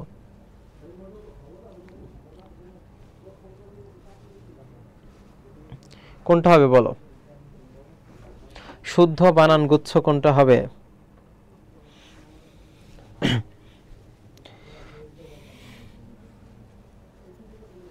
কমেন্ট জানাও ঝটপট। শারীরিক, সমীচীন, নিরীক্ষণ, যদি 3টার মধ্যে একটা ভুল যায় তাহলে সেটা ভুল হিসেবে বেছে নিবা, এটা কিন্তু সমীচীন বানান, এটা ভুল আছে। শ্রদ্ধাঞ্জলি, তাহলে দেখো এখানে এটা ভুল আছে, কারণ আমরা জানি এই যে অঞ্জলি শব্দের বানানে কি হয় বলো তো, অঞ্জলি শব্দের বানানে কি হয়, রসিকার হয়। যেমন শ্রদ্ধাঞ্জলি, পুষ্পাঞ্জলি, গীতাঞ্জলি, অঞ্জলি, এগুলো সব কি হবে, রসিকা। আকাঙ্ক্ষা বানান দেখো এখানে ও ক্ষিয় আছে, এটা ঠিক আছে, শ্রদ্ধাঞ্জলি ভুল ছিল, এই জন্য এটা ধরেই ভুল হবে। বাল্মীকিটা ঠিক আছে। এরপরে দেখো উপরুক্ত হয় না, উপরযুক্ত হয়, এখানে সঠিক উত্তর আছে দেখো ভৌগোলিক, শতবার্ষিক, মুহুর্মুহু, এই মুহুর্মুহু মানে বারংবার, এটা দেখো সব কয়টা রস্যকার হবে।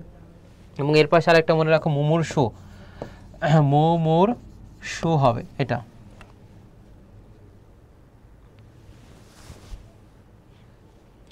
একান্ন এর সঠিক উত্তর কি? 51 দেখি কেউ জানাও। শিরপীড়া, শিরোপীড়া হয় না, এই দুইটা আগেই ভুল। এই দুইটার মধ্যে থেকে কোনটা হবে বলো?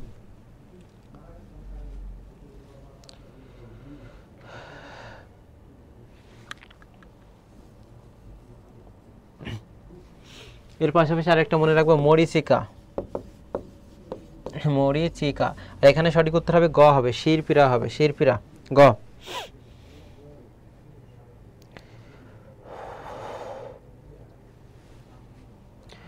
মনোপুত বানানটা দেখো অলরেডি এসেছে ছবিতে, মনোপুত।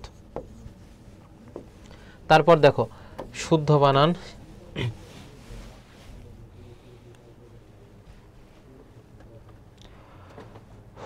অভ্যন্তরীণ আছে একটা, দেখো একটা হচ্ছে অভ্যন্তরীণ আর একটা আছে দেখো সহযোগিতা, ইতোমধ্যে নাকি মরিচিকা, কোনটা হবে?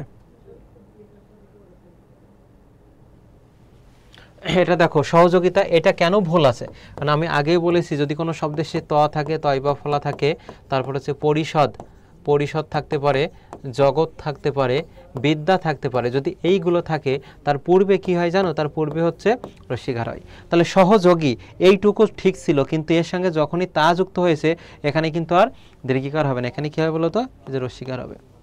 শ্রমজীবী, এটা ভুল আছে, কারণ জীবী যদি শেষে থাকে, মনে রাখবে এই জীবী যদি শেষে থাকে তাহলে সেটা কি হয় বলতো, এই দীর্ঘিকার হয়। যেমন শ্রমজীবী, পেশাজীবী, কৃষিজীবী, আইনজীবী, বুদ্ধিজীবী, চাকরিজীবী, কিন্তু জীবী যদি শুরুতে থাকে তখন সেটা কি হয় বলতো, এই যে রস্যিকার হয়। আর এখানে ইতোমধ্যে এটা ভুল আছে, মরিচিকা, এটা সঠিক হবে। কোন শব্দটি সঠিক? অভ্যন্তরীণ সঠিক কোনটা বলো?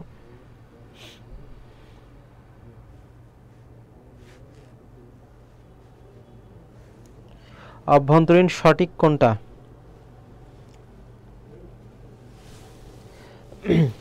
আভ্যন্তরীণ হয় না, সেটা কেউ অনেকে বলে যে এটা হচ্ছে আমাদের আভ্যন্তরীণ বিষয়, তুই নাক গলাতে কেন এসেছিস। আভ্যন্তরীণ না, সেটা কি হয় বলতো? অভ্যন্তরীণ হয়। কোথায় আছে দেখো তো, এই যে অভ্যন্তরীণ, এখানে দেখো দন্তান্ন আছে, এটা ভুল, কিন্তু মধ্যাহ্ন ন হবে, এটা সঠিক উত্তর হবে। 50-এর খ, রুবাবা আফরোজ মোহাম্মদপুরের কিং। 54 নম্বর, তারপর দেখো এখানে নিচের কোনটি শুদ্ধ বানান? ন্যূনতম, আর একটা আছে দেখো সাহিত্য শাসন। কেন জানি মনে হচ্ছে এই দুইটা থেকে এবার আসতে পারে একটা। ন্যূনতম, ন্যূন দ্বারা বোঝায় কম বোঝায়, এটা তো আগে থেকেই ভুল হবে। ন্যূনতম বানান দেখো 99% সবাই লিখে হচ্ছে এইটা, কিন্তু এটা ভুল হবে। আর ন্যূনতম এটা তো হবেই না। প্রথমে আগে হচ্ছে দন্তান্ন দীর্ঘ, তারপর জ ফলা, তারপর দন্তান্ন, ন্যূনতম। আর দেখো এখানে ন্যূনতম, এটাও কিন্তু ভুল হবে। সঠিক উত্তর কি হবে? এই যে খ হবে। আর সাহিত্য শাসন, এটা জানাও।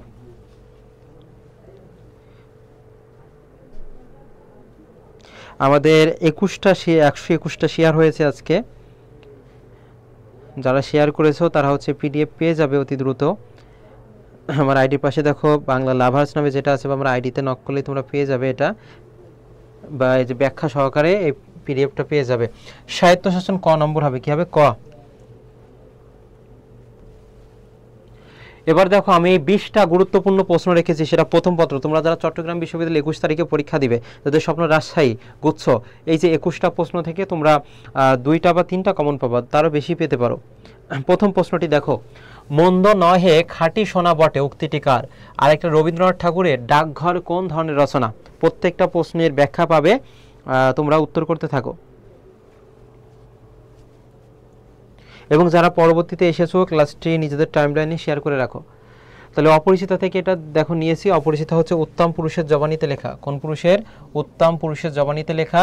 স্বয়ং বক্তায় হচ্ছে উত্তম পুরুষ। স্বয়ং বক্তায় কোন পুরুষ বলো তো? উত্তম পুরুষ হবে। তাহলে খাঁটি সোনা বটে, এটা দেখো উক্তিকার কমলদা নাকি বিনোদা? রবীন্দ্রনাথ ঠাকুরের ডাকঘর কোন ধরনের রচনা? ডাকঘর। তাহলে দেখো এখানে হতে পারে রক্ত, আমি একটু লিখে দিই, রক্ত করবী, তারপর হতে পারে দেখো তাসের দেশ, তাসের দেশ, তারপর ডাকঘর তো এখানে আছেই। তারপর দেখো মুক্ত ধারা, অচলায়তন, মুক্ত, এগুলো থেকে প্রশ্ন আসবে, একটু সময় নিয়ে এগুলো পড়বে। মুক্ত ধারা, অচলায়তন, এইগুলো হবে রবি ঠাকুরের নাটক। আর ডাকঘরও নাটক হবে। কবিতা, উপন্যাস, উপন্যাস কোনগুলো? ওই যে শেষের কবিতা আছে, গোরা আছে, চতুরঙ্গ আছে, ঘরে বাইরে আছে, নৌকা ডুবি আছে, মালঞ্চ আছে, এগুলো সব কি হবে বলতো? এই যে উপন্যাস, নৌকা ডুবি। আরেকটা দেখো কাব্য নাট্য বলেছে, গত বছর এখান থেকে আসছে যদিও। কাব্য নাট্য হচ্ছে দুইটা মনে রাখবে, একটা হচ্ছে বসন্ত, একটা হচ্ছে বসন্ত, আর একটা হচ্ছে বিসর্জন। গত বছরে বিসর্জন এসেছিল। বিসর্জন রবি ঠাকুরের কোন ধরনের রচনা? সেক্ষেত্রে কি হবে? কাব্য নাট্য। আর এখানে সঠিক উত্তর হবে বিনোদা হবে। কি হবে? বিনোদ। বলতো আসর জমাতে অদ্বিতীয় কে ছিল? আসর জমাতে। স্টেশনে কি ফেলে রেখে এসেছিল? এই দুইটা জানাও।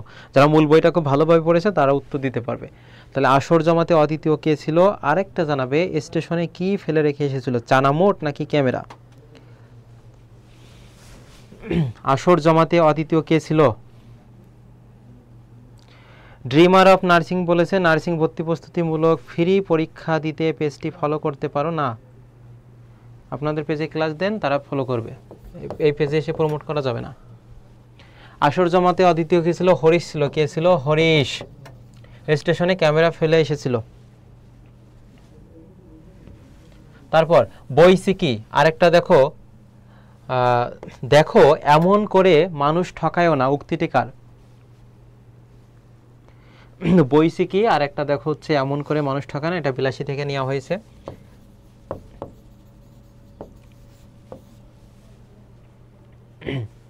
শব্দার্থ থেকে নিয়েছি এটা। বৈশিকি বলো।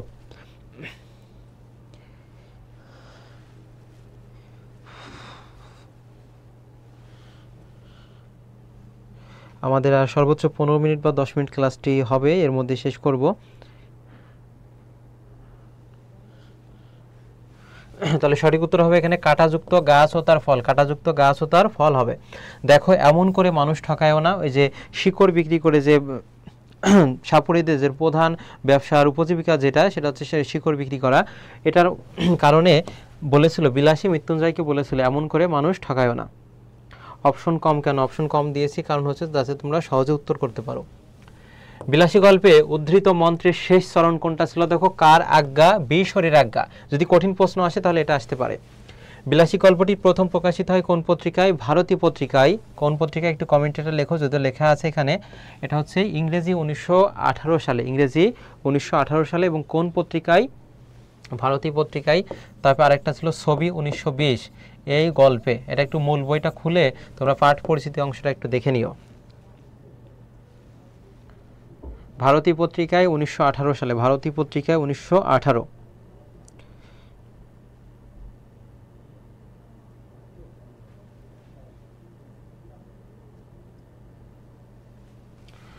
পরের প্রশ্নটি খুবই গুরুত্বপূর্ণ। নিচের কোনটি বেগম রোকেয়া সাখাত হোসেনের রচনা নয়? এখানে আরেকটা মনে রাখবে, সুলতানার স্বপ্ন, সুলতানাস ড্রিম বলা হয়। এবছর ঢাবির বি ইউনিটে এসেছে। এখানে দেখো পদ্ম রাগ আছে, কিন্তু অপশনে ছিল তোমাদের পদ্ম গোখরা, সেটা হচ্ছে কাজী নজরুল ইসলামের। তাহলে অবরোধবাসিনী, পদ্মরাগ, মতিসুর এই তিনটা হচ্ছে বেগম রোকেয়া সাখাত হোসেনের। তিনি 9 ডিসেম্বরে জন্মগ্রহণ করে এবং 9 ডিসেম্বরে মৃত্যুবরণ করে। রোকেয়া সেটা হচ্ছে রংপুর জেলার পায়রাবন্ধ গ্রামে। আর মেঘমল্লার এটা কিন্তু বেগম রোকেয়া সাখাত হোসেনের রচনা নয় বলেছে এখানে। তাহলে এটা কার বলতো? এটা হচ্ছে বিভূতিভূষণ বন্দ্যোপাধ্যায়ের ছোট গল্প, বিভূতিভূষণ বন্দ্যোপাধ্যায়ের ছোট গল্প। এই টাইপের প্রশ্ন একটা থাকবে তোমাদের। মেঘমল্লার তাহলে কার তোমাকে জানতে হবে, সেটা বিভূতিভূষণ বন্দ্যোপাধ্যায়ের ছোট গল্পর। বাকি অবরোধবাসিনী, পদ্মরাগ, মতিসুর, সুলতানার স্বপ্ন এগুলো সব হচ্ছে রোকেয়া সাখাত হোসেনের রচনা। কাজী নজরুল ইসলামের গল্প গ্রন্থ কোনটি? এটা 100% দিয়ে রাখছি, আসতে পারে।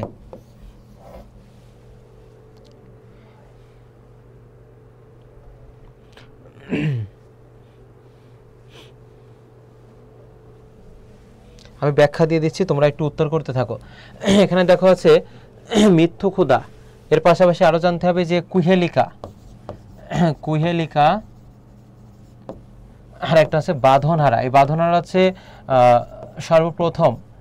এই যে এইগুলো হবে কাজী নজরুল ইসলামের কি বলতো? উপন্যাস, উপন্যাস। রিক্তের বেদন, তারপর হতে পারে দেখো শিউলিমালা,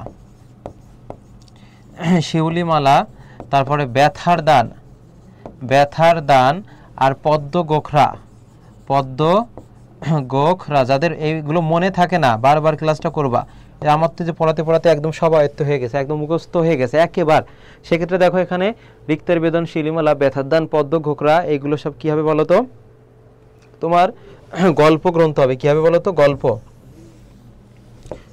গল্প। তারপরে দেখো অগ্নিবীণা আছে, কি আছে? অগ্নিবীণা আছে।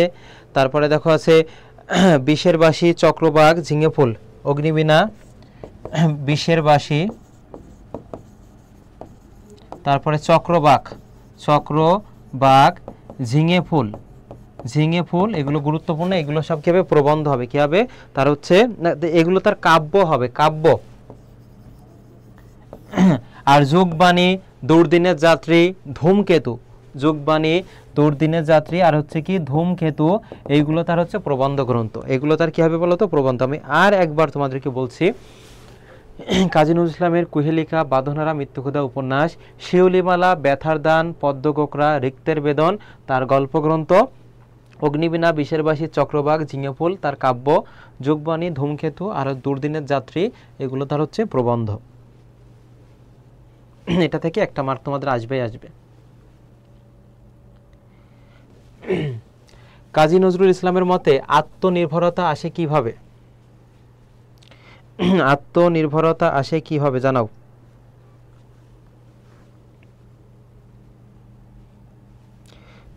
বলা হয় দেখো আমার পথ দেখাবে আমার সত্য।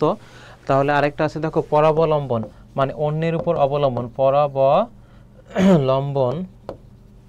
আমাদেরকে কি করে ফেলেছে দেখো? নিষ্ক্রিয় করে ফেলেছে, নিষ্ক্রিয় করে ফেলেছে। তারপরে আগুনের ঝান্ডা অর্থ কি, আগুনের সমর্জনা অর্থ কি, এগুলো কিন্তু পরীক্ষা আসে।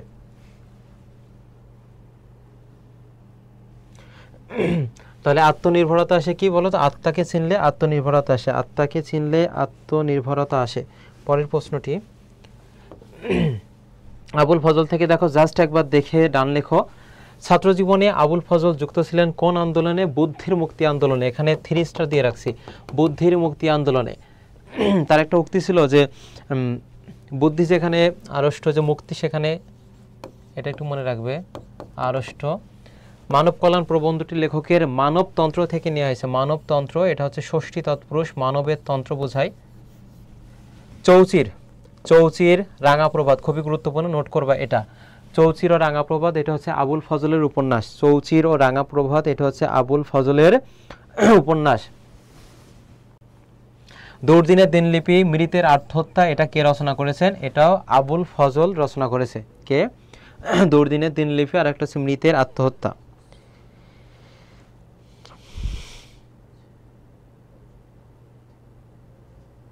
এগুলো হচ্ছে মূল বই থেকে একদম বেছে বেছে প্রশ্নগুলো সেট করা হয়েছে। মানব কল্যাণের চিত্র বর্তমানে কিরূপ? আরেকটা যত গর্জে তত বর্ষে না, এই যত তত এখানে কোন অর্থে ব্যবহার করা হয়েছে?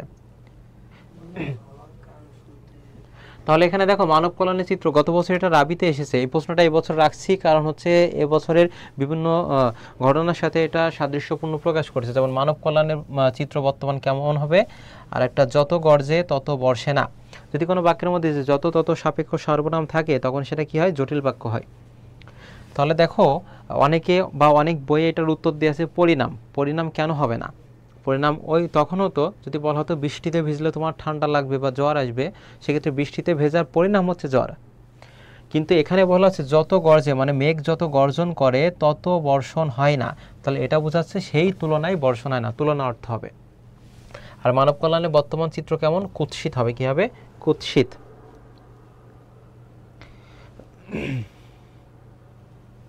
দুইটাই সঠিক উত্তর হবে ক। নিচের কোনটি অনির্দেশক সর্বনাম? নিচের কোনটি অনির্দেশক সর্বনাম? ঝটপট জানাও। অনির্দেশক সর্বনাম কোনটি?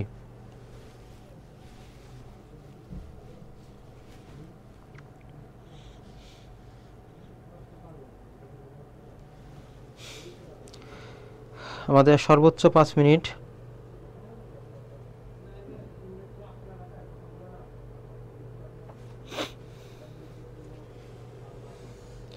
দেখো অনির্দেশক মানে এখানে দেখো যে অপশনগুলো আছে আপনা আপনি, এটা হচ্ছে দেখো, তারপরে সকল, সমুদায়, সাকল্যবাচক সর্বনাম বলা হয়। কে কি, এটা হচ্ছে প্রশ্নবাচক সর্বনাম। এগুলো কি বলতো? প্রশ্নবাচক সর্বনাম। কিন্তু এখানে দেখো বলেছে কেউ কেউ, কেউ কেউ এই ঘটনাটা শুনে থাকবে, তাহলে কে শুনেছে সেটা কিন্তু তুমি জানো না, তাহলে এটা কি হবে বলতো? অনির্দেশক হবে। কি হবে? অনির্দেশক সর্বনাম হবে। ক হবে। সবুজ মাঠের পর আমাদের গ্রাম, এই বাক্যটিতে বিশেষণ পদ কোনটি? মানে দোষ, গুণ, অবস্থা, সংখ্যা, পরিমাপ বোঝায় কোনটি? গ্রাম, মাঠ নাকি সবুজ?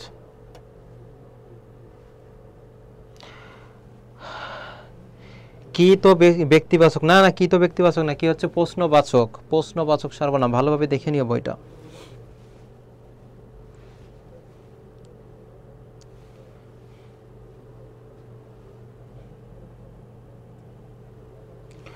তাহলে সবুজ মাঠের পর সবুজ হচ্ছে কি এখানে বলতো? এই যে এখানে সবুজটাই হচ্ছে বিশেষণ, সবুজটাই কি হবে বলতো? বিশেষণ হবে। সোনাত্তরী, বিশের বাসী, নকশিকাতার মাঠ, এটা হচ্ছে জসিমউদ্দিনের।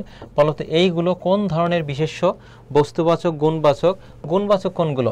সেটা যদি বলা হয় তারল্য বোঝায়, তিক্ততা বোঝায়, তিক্ততা। সৌরভ বোঝাতে পারে, সৌরভ। তারপরে দেখো সরলতা, যৌবন, এইগুলো সব কি হবে? গুণবাচক। ভাববাচক কোনগুলো? যেগুলো কাজের ধরন বা ভাবকে নির্দেশ করে। যেমন খাওয়ার কাজকে কি বলা হয়? ভোজন বলা হয়। দেখার কাজকে কি বলা হয়? দর্শন বলা হয়। তারপরে যাওয়ার কাজকে কি বলা হয়? গমন বলা হয়। পড়ার কাজকে কি বলে? পঠন, পড়া। এগুলো সব কি হবে বলো তো? এই যে ভাববাচক। আর জাতিবাচক কোনগুলো? এক জাতীয় বোঝায়, যেমন গরু হতে পারে, ছাগল হতে পারে, পাহাড়, পর্বত, ইংরেজ, এইগুলো সব কি হবে? জাতিবাচক হবে। কি হবে?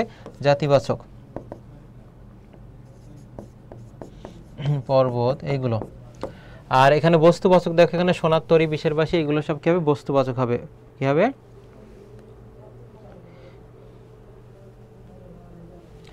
গৌণবাচক বিশেষণ কোনটা? গৌণবাচক বিশেষণ কোনটা, এটা কি হবে বলো? শেষের দিকে আছি আমরা। নীল আকাশ, সবুজ মাঠ, যেগুলো দ্বারা রং, মনে রাখবে যেগুলো দ্বারা রং নির্দেশ করে সেটা হবে গৌণ বা রূপবাচক। গৌণ বা কি হবে বলো তো?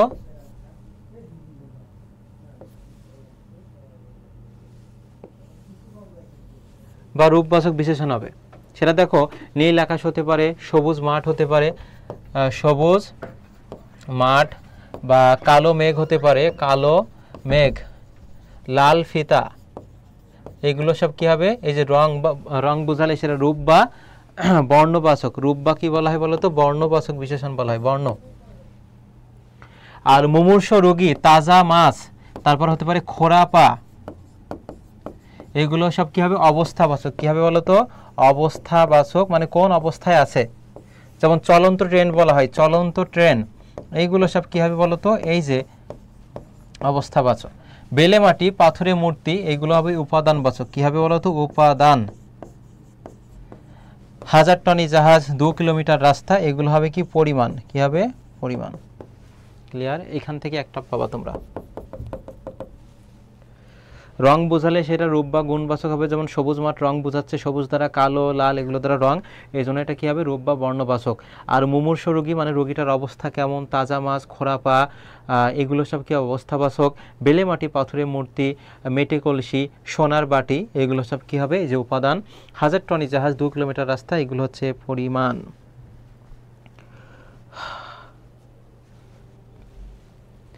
গরম লাগছিল তাই পাখাটি চালিয়ে দিলাম, এখানে তাই, এটা কোন পদ?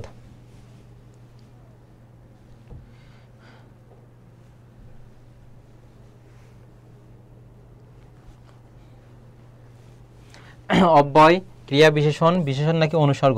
তাহলে অনুসর্গ কোনগুলো দেখো, একটা বাক্য উঠিয়ে দিয়ে বলবে যে যেমন আজ বাংলাদেশ বনাম শ্রীলঙ্কার খেলা, তাহলে এখানে বনামটা হচ্ছে কি বলতো? অনুসর্গ।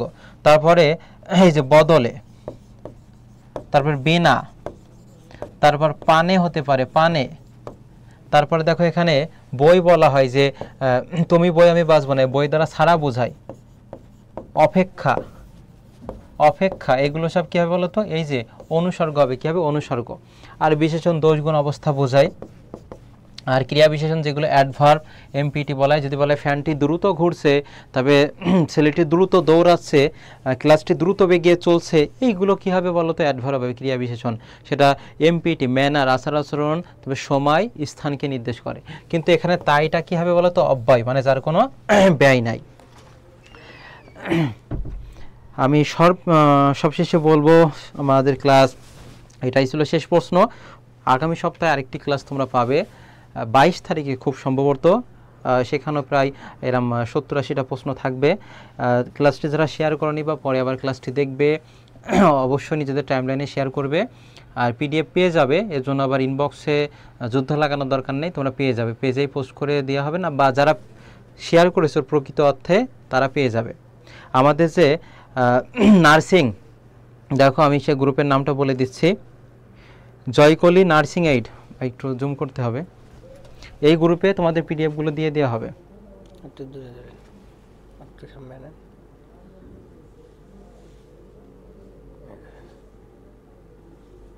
এই গ্রুপটাই পেয়ে যাবে, এই গ্রুপে তোমরা হচ্ছে পিডিএফগুলো দিয়ে দেওয়া হবে। আর আমার আইডি তো এখানে আছে। আর বিগত যত ক্লাসগুলো হয়েছে, এই দিয়ে হচ্ছে তোমাদের সম্ভবত 25 বা 30টা ক্লাস, আমি আইডিটা আবারও এখানে মেনশন করে দিচ্ছি, আইডি থেকে রিঅ্যাক্ট দিয়ে দিচ্ছি।